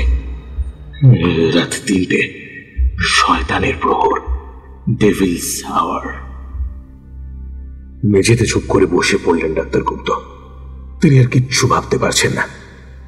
একজোড়া চোখ আড়াল থেকে তা দেখে আনন্দে চিকচিক করে উঠল। আমি সারেন্ডার করবো doctor Sen. What, have you gone mad? আমি ঠিকই বলছি, নইলে ওই প্রেতাত্মা আমাদের ছাড়বে না। ডক্টর রায়ের মতো আমাদেরও মরতে হবে। Shut up! এত কাণ্ড করেছি কি জেলের ভাত খাওয়ার জন্য? আমি বাঁচতে চাই। মৃত্যুকে আমার বড় ভয়। মৃত্যু বিভৎস, ভয়ঙ্কর। হঠাৎ ডাক্তার সেনের দিকে তেড়ে এলেন ডাক্তার গুপ্ত। তিনি যেন পাগলের মতো হয়ে গিয়েছেন। ডাক্তার সেনের সামনে গিয়ে তার হাত খামচে ধরে বললেন, সবকিছুর জন্য আপনি দায়ী। আচমকা খুন করার সিদ্ধান্ত আপনার ছিল। আর তার সুফল তো মনে হয় আমি একা নয়, আপনারাও ভোগ করছেন টিল নাও, তাই না? পাপ করেছি, প্রায়শ্চিত্ত করতে হবে। আমি এক্ষুনি থানায় যাব। ডাক্তার গুপ্ত দরজার দিকে এগোচ্ছেন। ডাক্তার সেন দ্রুত বেগে দরজা আটকে দাঁড়ালেন। তারপর বিষাক্ত সাপের মতো দৃষ্টি মেলে ডাক্তার গুপ্তর দিকে তাকিয়ে গম্ভীর কণ্ঠে বললেন, আমি বাঁচব, আর আমি নিজেকে বাঁচানোর জন্য সবকিছু করতে পারি। একটা খুন যখন করেছি, আরেকটা করতেও কিন্তু আমার হাত কাঁপবে না doctor Sanjeev Gupta. Mind it. তার মানে আপনি? হ্যাঁ, প্রয়োজন হলে আপনার কেউ জানতে পারবে না। যা বলছি সেটা শুনুন, নইলে প্রেতাত্মা কি করবে জানি না, তবে আমি কিন্তু আপনাকে দিনের আলো দেখতে দেব না। এটা নিশ্চিতভাবে জেনে রাখুন। মনে থাকবে? হ্যাঁ। ডাক্তার সেনের চোখের দিকে তাকিয়ে কেমন যেন অবশ হইলেন ডাক্তার গুপ্ত। কি করা উচিত আর কোনটা অনুচিত এসব যেন তিনি কিছুই বুঝতে পারলেন না। চুপচাপ নিজের শরীরটাকে টানতে টানতে কোনো মতে বাড়ি ফিরে এলেন।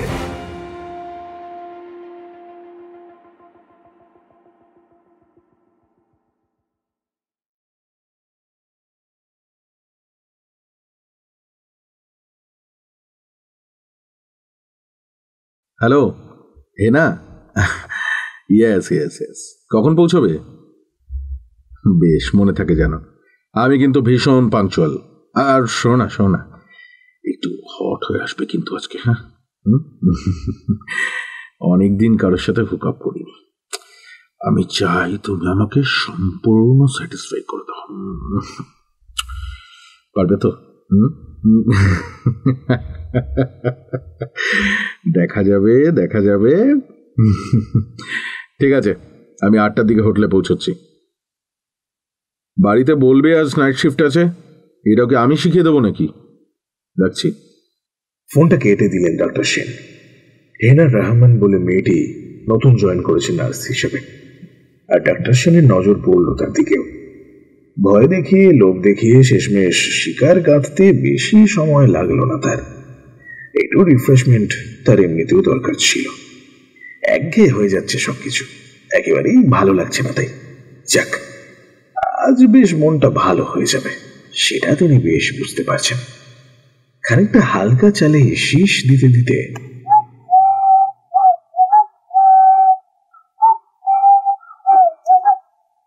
আয়নার সামনে দাঁড়িয়ে চুল আঁচড়াতে লাগলেন ডাক্তার সেন। হঠাৎ চমকে উঠলেন তিনি। আয়নায় এটা কার প্রতিবিম্ব? ঝলসানো রক্তমাখা একটা প্রতিকৃতি, কণ্ঠনালীর ওপর একটা কালো তারের দাগ। আর এটা কে? তিনি কি স্বপ্ন দেখছেন, নাকি ভুল দেখছেন, নাকি মুহূর্ত কয়েকের মধ্যেই যেন কোনো হুঁশ রইল না তার। তারপরেই যখন দেখলেন আয়নার সামনে তিনি দাঁড়িয়ে, তখন ব্যাপারটা খানিকটা জোর করে মনের ভুল ভেবে নিয়ে নিজেকে সান্ত্বনা দিলেন খানিকটা। হোটেলটা শহরের একটু বাইরের দিকে, অনেকটা ঘুরে যেতে হয়, কিন্তু আজ যেন সময়টা একটু বেশি লাগছে। রাস্তা যেন কিছুতেই শেষ হতে চাইছে না।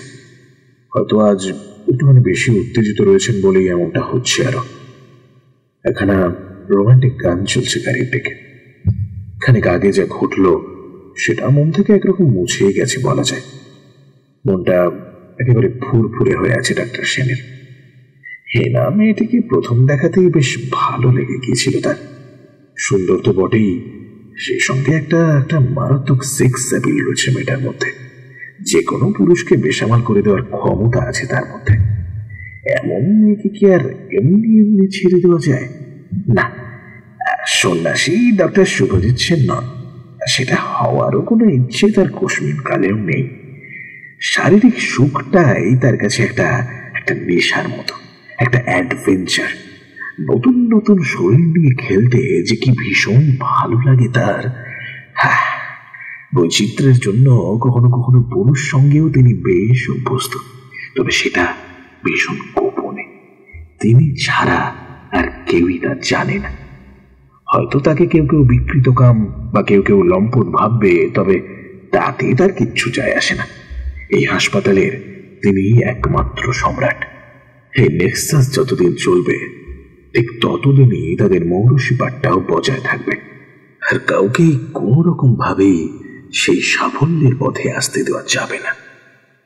কিছুক্ষণের জন্য কেমন অন্যমনস্ক হয়ে গিয়েছিলেন ডাক্তার সেন। সম্বিত ফিরতেই অবাক হলেন তিনি। কোথায় এসেছেন তিনি? দুদিকে জঙ্গল, ফাঁকা রাস্তা, অন্ধকার। এটা তো সেই জায়গা যেখানে অনেকদিন আগে ওরা ডক্টর ব্যানার্জিকে, কিন্তু এখানে তিনি এলেন কি করে? অন্যমনস্ক ভাবে অন্য রাস্তায় চলে এসেছেন কি জানি, হয়তো তাই হবে। কিন্তু হোটেল তো পিছনে ফেলে এসেছেন তিনি। না না, তাড়াতাড়ি গাড়ি ঘোরাতে হবে। ব্রেক কষলেন তিনি গাড়ি ঘোরাবেন বলে, আর সঙ্গে সঙ্গেই তার গাড়ির স্টার্ট বন্ধ হয়ে যায়। বারবার চেষ্টা করা সত্ত্বেও কিছুতেই গাড়ি স্টার্ট অন হচ্ছিল না। ডাক্তার সেন গাড়ি থেকে নেমে এখানে সিগারেট বের করে ধরালেন। সেটা কি করবেন সেটাই ভাবছেন তিনি।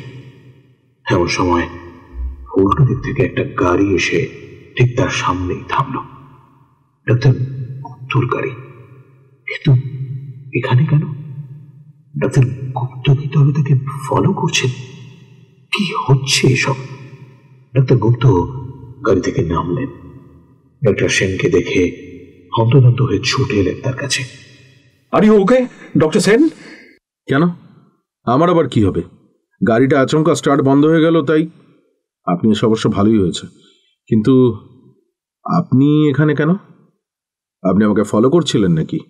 আপনাকে আমি ফলো করতে যাব কেন? আমাকে মন্ডল ফোন করে জানালো যে আপনার নাকি এখানে একটা অ্যাক্সিডেন্ট হয়েছে। আমি তো তাই শুনে হন্তদন্ত হয়ে। অ্যাক্সিডেন্ট? আমার? ইন্সপেক্টর মন্ডল কি নেশা টেশা করেন নাকি? আপনি এখানে? একটু অন্যমনস্ক ছিলাম, তাই হয়তো। এমন সময় রাস্তার দুপাশের আলোগুলো কাঁপতে কাঁপতে এক সময় একেবারে নিভে গেল। একটা বাতাসের ঝাপটা যেন বয়ে গেল ওদের ওপর দিয়ে। কেউ কোথাও নেই। চারপাশ এখন একেবারে ঘুটঘুটে অন্ধকার। সমস্ত জায়গাটা যেন এক মৃত্যু উপত্যকায় পরিণত হয়েছে মুহূর্তের মধ্যে। দুজন কিছু বুঝে ওঠার আগেই এক ছায়া মূর্তি তাদের সামনে এসে দাঁড়ালো। মোবাইলের আলোয় অস্পষ্ট দেখা যাচ্ছে। ডাক্তার গুপ্ত প্রচন্ড ভয় পেলেন। ডাক্তার সেন নিজেও যে একেবারে ভয় পাননি তেমনটা নয়, তবে ভয়টা ভূতের না মানুষের সেটা বুঝলেন না। কে ওখানে? চেনা চেনা লাগছে জায়গাটা। ডক্টর গুপ্ত? কি ডক্টর সেন, কেমন লাগছে এখানে ফিরে এসে?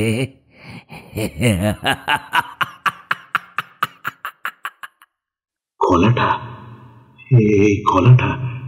এই গলা ভীষণ ভীষণ চেনা লাগলো দুজনেরই। অনেক কিছুই যেন মনের মধ্যে বুঝতে পারছে দুজনে, কিন্তু মেনে নিতে, কোথাও গিয়ে এটা মেনে নিতেই বড্ড কষ্ট হচ্ছে। কিছু বলতে পারলেন না কেউই। ছায়ামূর্তিটি আবারও বলল, আজ তাহলে সব হিসেব নিকেশ শেষ হোক, কি বলেন?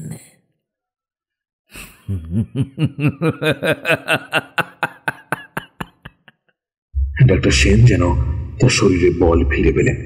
চিৎকার করে বললেন, তুমি আমাদের থ্রেট দিচ্ছ? শোনো, তুমি যেই হও একদম বাড়াবাড়ি করবে না, নইলে আমি কিন্তু নিজের হাতে তোমাকে।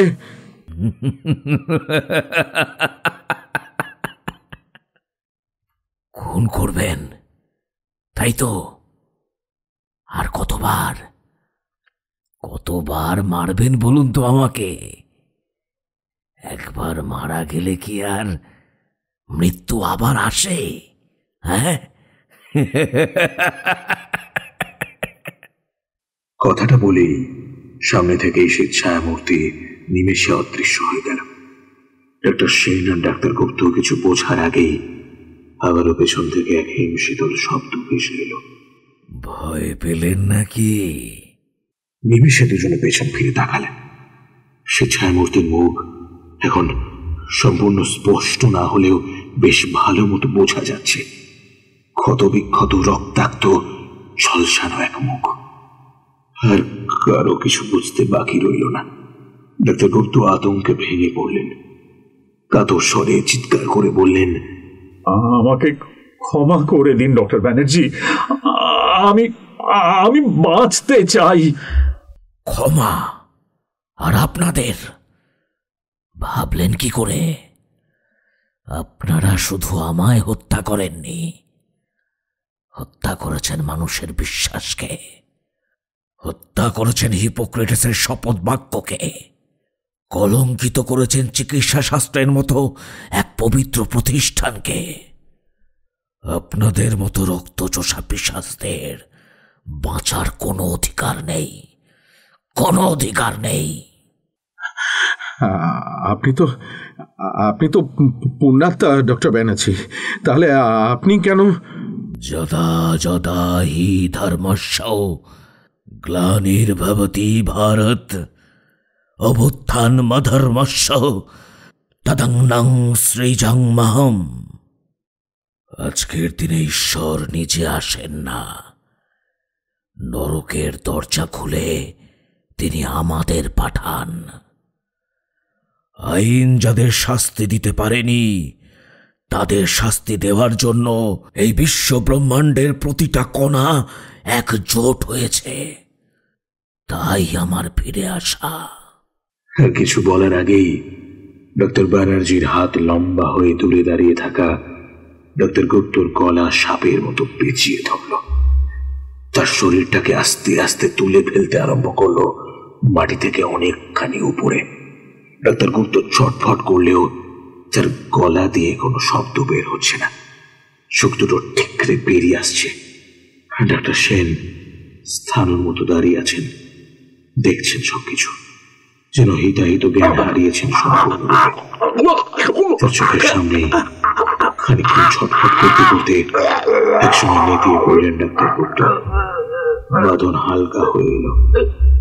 ডাক্তার গুপ্তর নিথর মৃতদেহটা ছিটকে গিয়ে পড়ল মাটির ওপর। মুহূর্তের মধ্যে সম্বিত ফিরল ডাক্তার সেনের। তার উপস্থিত বুদ্ধি সক্রিয় হয়ে উঠল আবার। তিনি বুঝলেন সামনে সমূহ বিপদ। তিনি ঊর্ধ্বশ্বাসে উল্টো দিকে দৌড়তে লাগলেন। কোথায় যাবেন জানা নেই, কিন্তু তাকে যে পালাতে হবে যেভাবেই হোক তা তিনি বুঝতে পারছেন। অনেকটা সময় দিক বিদিক জ্ঞান শূন্য হয়ে ছুটতে থাকলেন তিনি। মৃত্যু যে কি ভয়ঙ্কর তা এর আগে কোনোদিন বুঝতে পারেননি, তবে আজ তা বুঝতে পারছেন। ছুটতে ছুটতে আচমকা সামনে থেকে একটা আলো চোখে পড়ল তার। গাড়ির হেডলাইটের আলো। আর কিছু বোঝার আগেই তার সামলাতে না পেরে আছড়ে পড়লেন গাড়ির বনেটের উপর। আর ঠিক তখনই দুটো জিনিস চোখে পড়ল, যা দেখে তার বুকের রক্ত হিম হয়ে এলো। একটা গাড়ির নাম্বার WB40D9131। আর দুই, গাড়িতে কোনো ড্রাইভার নেই। পেছন থেকে ভেসে এলো একটা কণ্ঠস্বর। ডক্টর সেন, গাড়িটা চিনতে পারলেন?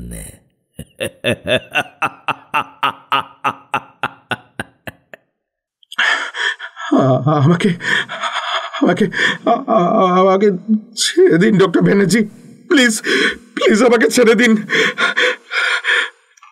চিকিৎসার নামে যারা ব্যবসা করে, অসাধু চক্র চালায়, ডাক্তারির নামে গুন্ডামি মস্তানি আর দুর্নীতি চালায়, আমি তাদের কাউকে ছেড়ে দেব না। কোনো নিরপরাধ মানুষের ক্ষতি আমি মেনে নেব না। আমার লড়াই তো সবে শুরু হলো। যতদিন পর্যন্ত আপনাদের মতো পিশাচদের যথাযথ শাস্তি না হচ্ছে, ততদিন পর্যন্ত যে আমাকে বারবার ফিরে আসতেই হবে ডক্টর সেন।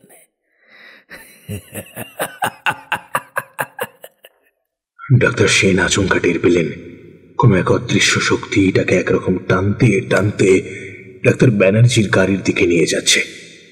ডাক্তার সেন চিৎকার করতে চাইলেন, কিন্তু তার গলা দিয়ে এতটুকু আওয়াজ বের হলো না।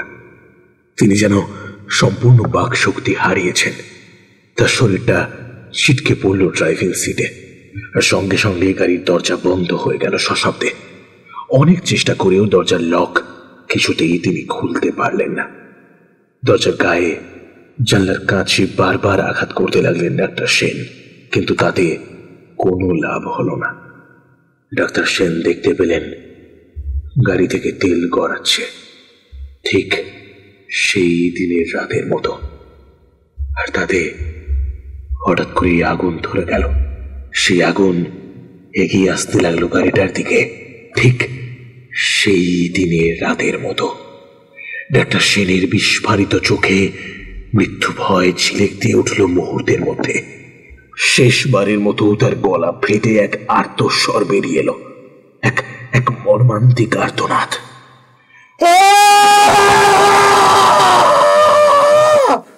আর ঠিক প্রায় সঙ্গে সঙ্গেই ঠিক সেই দিনের মতো এক এক প্রচন্ড কান ফাটানো বিস্ফোরণের শব্দে কেঁপে উঠল চারধার। অন্ধকার রাত্রে নির্জন উপত্যকায় কেউ লক্ষ্য করল না আকাশে ততক্ষণে গোল থালার মতন চাঁদ উঠেছে, আর সেই চাঁদের দিকে তাকিয়ে আস্তে আস্তে বাতাসে মিলিয়ে যাচ্ছে ডাক্তার ব্যানার্জির ছায়া মূর্তি। চোখে জল, বাঁচার ভীষণ ইচ্ছে ছিল তার। ইচ্ছে ছিল মানুষকে সঠিক চিকিৎসা দেওয়ার, কিন্তু না, পৃথিবীতে তার আর থাকা হলো না। আর সেই সঙ্গে এক দৃঢ় প্রত্যয় আবারও জন্ম নিল, আবারও ফিরে আসার। যতবার আইন হেরে যাবে ততবার তিনি ফিরে আসবেন। তাকে যে আসতেই হবে। যে অ্যাসক্লেপিয়াসের দণ্ড চিকিৎসকদের প্রতীক, যে রেড ক্রস মানুষের ভরসার প্রতীক, যে হিপোক্রেটসের শপথ বাক্য মানুষের জীবন ধারণের প্রতীক, তাকে কি কখনো কলঙ্কিত হতে দেওয়া যায়? হ্যালো, এ না? ইয়েস ইয়েস ইয়েস, কখন পৌঁছবে? বেশ, মনে থাকে জানো। আমি কিন্তু ভীষণ পাংচুয়াল। আর শোনা একটু হট হয়ে আসবে কিন্তু আজকে, হ্যাঁ? অনেকদিন কারোর সাথে হুক আপ করিনি। আমি চাই তুমি আমাকে সম্পূর্ণ স্যাটিসফাই করে দাও। পারবে তো? দেখা যাবে। ঠিক আছে, আমি 8টার দিকে হোটেলে পৌঁছচ্ছি। বাড়িতে বলবে আজ নাইট শিফট আছে। এটাকে আমি শিখিয়ে দেবো নাকি? রাখছি। ফোনটা কেটে দিলেন ডাক্তার সেন। হেনা রহমান বলে মেয়েটি নতুন জয়েন করেছে নার্স হিসেবে, আর ডাক্তার সেনের নজর পড়ল তার দিকেও। ভয় দেখিয়ে, লোভ দেখিয়ে শেষমেশ শিকার গাঁথতে বেশি সময় লাগলো না তার। একটু রিফ্রেশমেন্ট তার এমনিতেও দরকার ছিল। একঘেয়ে হয়ে যাচ্ছে সবকিছু, একেবারেই ভালো লাগছে না। তাই যাক, আজ বেশ মনটা ভালো হয়ে যাবে, সেটা তিনি বেশ বুঝতে পারছেন। খানিকটা হালকা চালে শীষ দিতে দিতে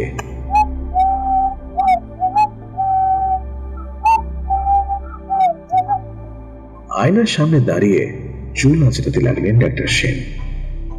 হঠাৎ চমকে উঠলেন তিনি। আয়নায় এটা কার প্রতিবিম্ব? ঝলসানো রক্তমাখা একটা প্রতিকৃতি। কল্পনার ওপর একটা কালো তারের দাগ। আর এটা কে? তিনি কি স্বপ্ন দেখছেন, নাকি ভুল দেখছেন, নাকি মুহূর্ত কয়েকের মধ্যেই যেন কোনো হুঁশ রইল না তার। তারপরেই যখন দেখলেন আয়নার সামনে তিনি দাঁড়িয়ে, তখন ব্যাপারটা খানিকটা জোর করে মনের ভুল ভেবে নিয়ে নিজেকে সান্ত্বনা দিলেন খানিকটা।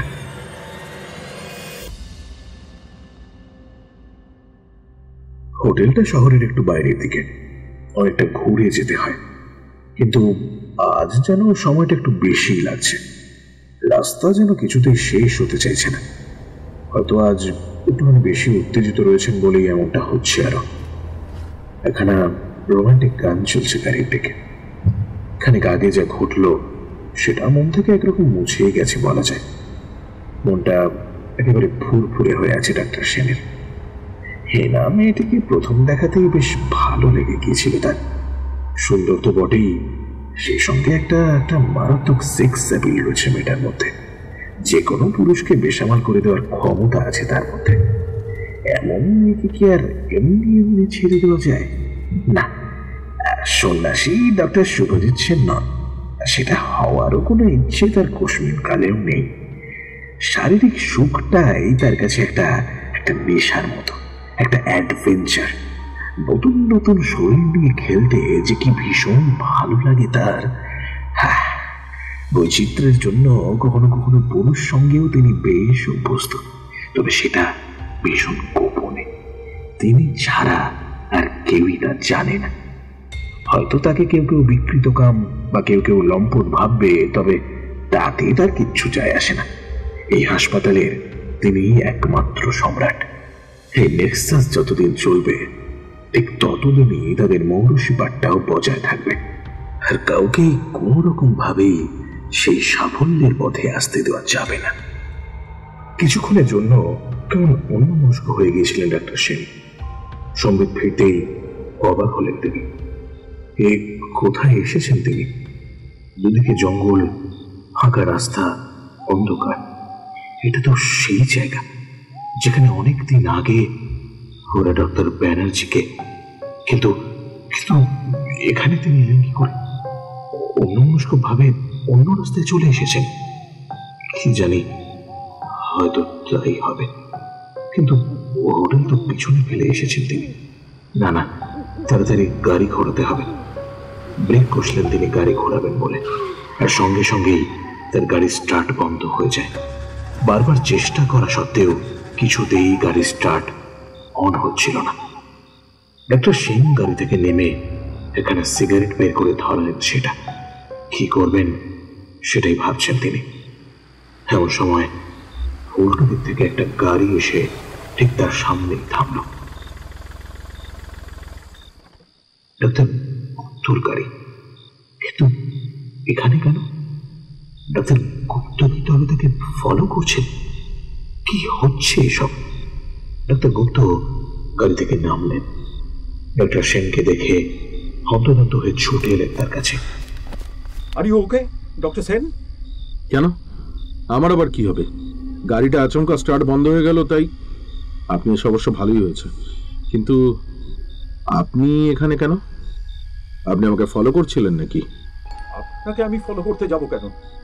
আমাকে মন্ডল ফোন করে জানালো যে আপনার নাকি এখানে একটা অ্যাক্সিডেন্ট হয়েছে। আমি তো তাই শুনে হন্তদন্ত হয়ে। অ্যাক্সিডেন্ট? আমার? ইন্সপেক্টর মন্ডল কি নেশা টেশা করেন নাকি? এখানে একটু অন্যমনস্ক ছিলাম, তাই হয়তো। এমন সময় রাস্তার দুপাশের আলোগুলো কাঁপতে কাঁপতে এক সময় একেবারে নিভে গেল। একটা বাতাসের ঝাপটা যেন বয়ে গেল ওদের ওপর দিয়ে। কেউ কোথাও নেই। চারপাশ এখন একেবারে ঘুটঘুটে অন্ধকার। সমস্ত জায়গাটা যেন এক মৃত্যু উপত্যকায় পরিণত হয়েছে মুহূর্তের মধ্যে। দুজন কিছু বুঝে ওঠার আগেই এক ছায়া মূর্তি তাদের সামনে এসে দাঁড়ালো। মোবাইলের আলোয় অস্পষ্ট দেখা যাচ্ছে। ডাক্তার গুপ্ত প্রচন্ড ভয় পেলেন। ডাক্তার সেন নিজেও যে একেবারে ভয় পাননি তেমনটা নয়, তবে তবে ভয়টা ভূতের না মানুষের সেটা বুঝলেন না। কে ওখানে? চেনা চেনা লাগছে জায়গাটা। ডক্টর গুপ্ত, কি ডক্টর সেন, কেমন লাগছে এখানে ফিরে এসে?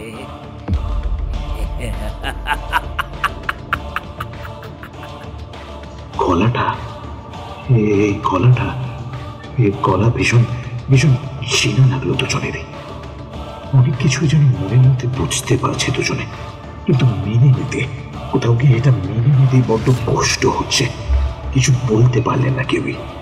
ছায়ামূর্তিটি আবারও বলল, আজ তাহলে সব হিসেব নিকেশ শেষ হোক, কি বলেন?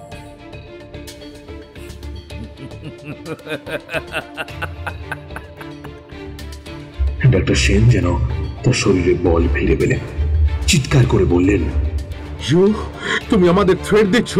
শোনো, তুমি যেই হও একদম বাড়াবাড়ি করবে না, নইলে আমি কিন্তু নিজের হাতে তোমাকে।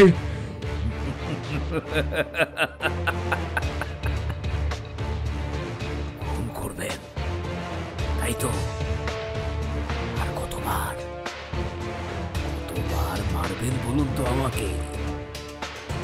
একবার মারা গেলে কি আর মৃত্যু আবার আসে? হ্যাঁ, কথাটা বলেই সামনে থেকেই সেই ছায়ামূর্তি নিমেষে অদৃশ্য হয়ে গেল। ডাক্তার সেন আর ডাক্তার গুপ্ত কিছু বোঝার আগেই আবারও পেছন থেকে এক হিমশীতল শব্দ ভেসে এলো। ভয় পেলেন নাকি? নিমেষে দুজনে পেছন ফিরে তাকালেন। সে ছায়ামূর্তির মুখ এখন সম্পূর্ণ স্পষ্ট না হলেও বেশ ভালো মতো বোঝা যাচ্ছে। ক্ষত বিক্ষত, রক্তাক্ত, ঝলসানো এক মুখ। আর কারো কিছু বুঝতে বাকি রইল না। ডাক্তার গুপ্ত আতঙ্কে ভেঙে পড়লেন। কাতর স্বরে চিৎকার করে বললেন, আমাকে ক্ষমা করে দিন ডক্টর ব্যানার্জি, আমি আমি বাঁচতে চাই। ক্ষমা? আর আপনাদের ভাবলেন কি করে?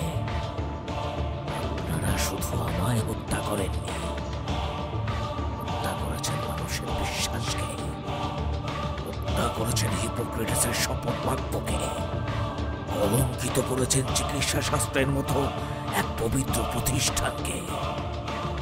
আপনাদের মতো রক্তচোষা বিশ্বাসদের বাঁচার কোনো অধিকার নেই, কোনো অধিকার নেই। আপনি তো পুণ্যাত্মা ডক্টর ব্যানার্জি, তাহলে আপনি কেন? যদা যদা হি ধর্মস্য গ্লানির্ভবতি ভারত অভ্যুত্থান মধর্মস্য তদন্নং সৃজন্মহম। আজকের দিনে ঈশ্বর নিজে আসেন না, নরকের দরজা খুলে তিনি আমাদের পাঠান। আইন যাদের শাস্তি দিতে পারেনি তাদের শাস্তি দেওয়ার জন্য এই বিশ্ব ব্রহ্মাণ্ডের প্রতিটা কণা একজোট হয়েছে। তাই আমার ফিরে আসা।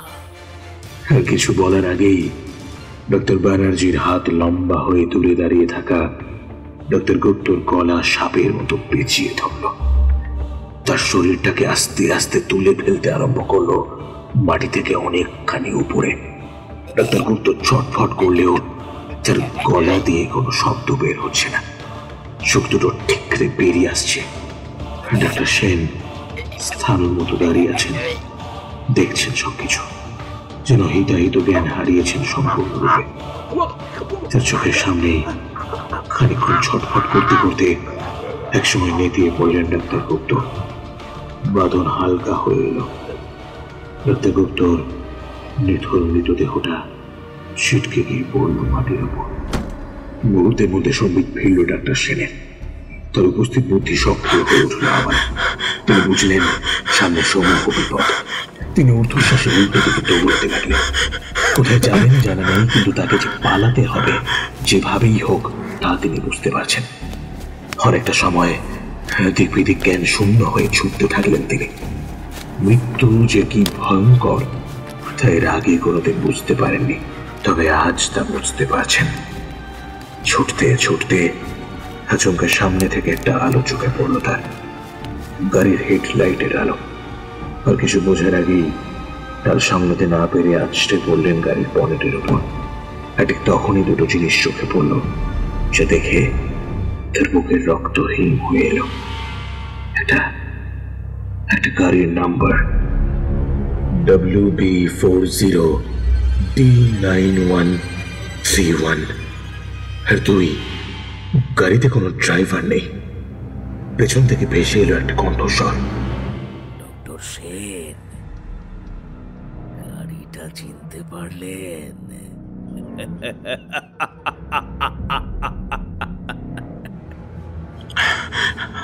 আমাকে আমাকে আমাকে ছেড়ে দিন ডক্টর ব্যানার্জি, প্লিজ প্লিজ আমাকে ছেড়ে দিন। চিকিৎসার নামে যারা ব্যবসা করে, অসাধু চক্র চালায়, ডাক্তারির নামে গুন্ডামি মস্তানি আর দুর্নীতি চালায়, আমি তাদের কাউকে ছেড়ে দেব না। কোনো নিরপরাধ মানুষের ক্ষতি আমি মেনে নেব না। আমার লড়াই তো সবে শুরু হলো। যতদিন পর্যন্ত আপনাদের মতো পিশাচদের যথাযথ শাস্তি না হচ্ছে, ততদিন পর্যন্ত যে আমাকে বারবার ফিরে আসতেই হবে ডক্টর সেন।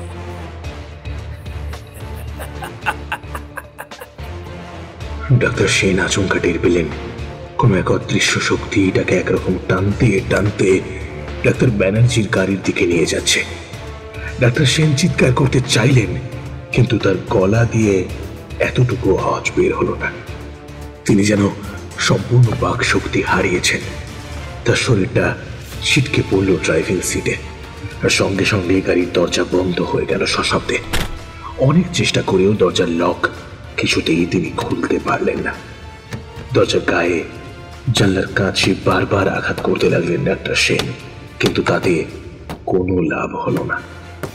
ডাক্তার সেন দেখতে পেলেন গাড়ি থেকে তেল গড়াচ্ছে, ঠিক সেই দিনের রাতের মতো। আর তাতে হঠাৎ করে আগুন ধরে গেল। সেই আগুন এগিয়ে আসতে লাগলো গাড়িটার দিকে, ঠিক সেই দিনের রাতের মতো। ডাক্তার সেনের বিস্ফারিত চোখে মৃত্যু ভয় ঝিলিক দিয়ে উঠল মুহূর্তের মধ্যে। শেষবারের মতো তার গলা ফেটে এক আর্তস্বর বেরিয়ে এলো, এক মর্মান্তিক আর্তনাদ।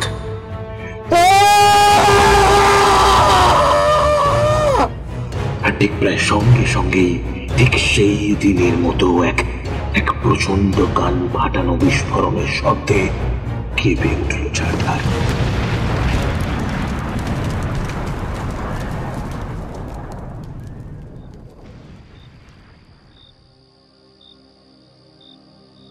অন্ধকার রাত্রে নির্জন উপত্যকায় কেউ লক্ষ্য করল না আকাশে ততক্ষণে গোল থালার মতো চাঁদ উঠেছে।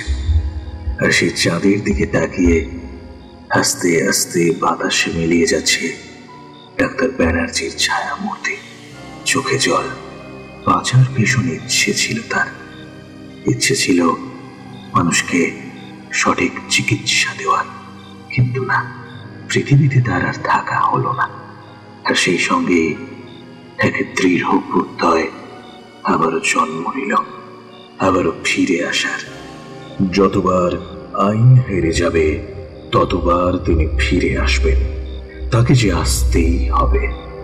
যে অ্যাসক্লেপিয়াসের দণ্ড চিকিৎসকদের প্রতীক, যে রেড ক্রস মানুষের ভরসার প্রতীক, যে হিপোক্রেটসের শপথ বাক্য মানুষের জীবন ধারণের প্রতীক, তাকে কি কখনো কলঙ্কিত হতে দেওয়া যায়?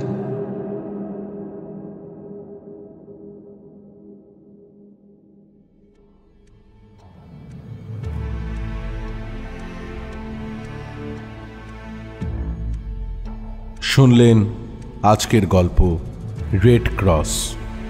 গল্প পাঠে ছিল কুন্তল। অন্যান্য চরিত্রে ডাক্তার রায় সুজাত্র, ডাক্তার গুপ্ত নিহারেন্দু, ডাক্তার সেন অভিষেক, মল্লিকা বর্ষা, ইন্সপেক্টর মণ্ডল হ্যাপি, দেবলীনা মৌটুসী এবং ডাক্তার দীপঙ্কর ব্যানার্জির ভূমিকায় মলয়। কভার ডিজাইন দীপক অধিকারী, আবহ ও সম্পাদনা সায়ন, প্রযোজনা বিভা পাবলিকেশন, নির্দেশনা টিম বিভা ক্যাফে। গল্পটা কেমন লাগলো জানাতে ভুলবেন না। যারা গল্প শুনছেন কিন্তু এখনও আমাদের চ্যানেল সাবস্ক্রাইব করেননি, প্লিজ সাবস্ক্রাইব করুন আর পেয়ে যান আমাদের চ্যানেলের সব নোটিফিকেশন সবার আগে। শুনতে থাকুন বিভা ক্যাফে, গল্প শোনার সঠিক ঠিকানা।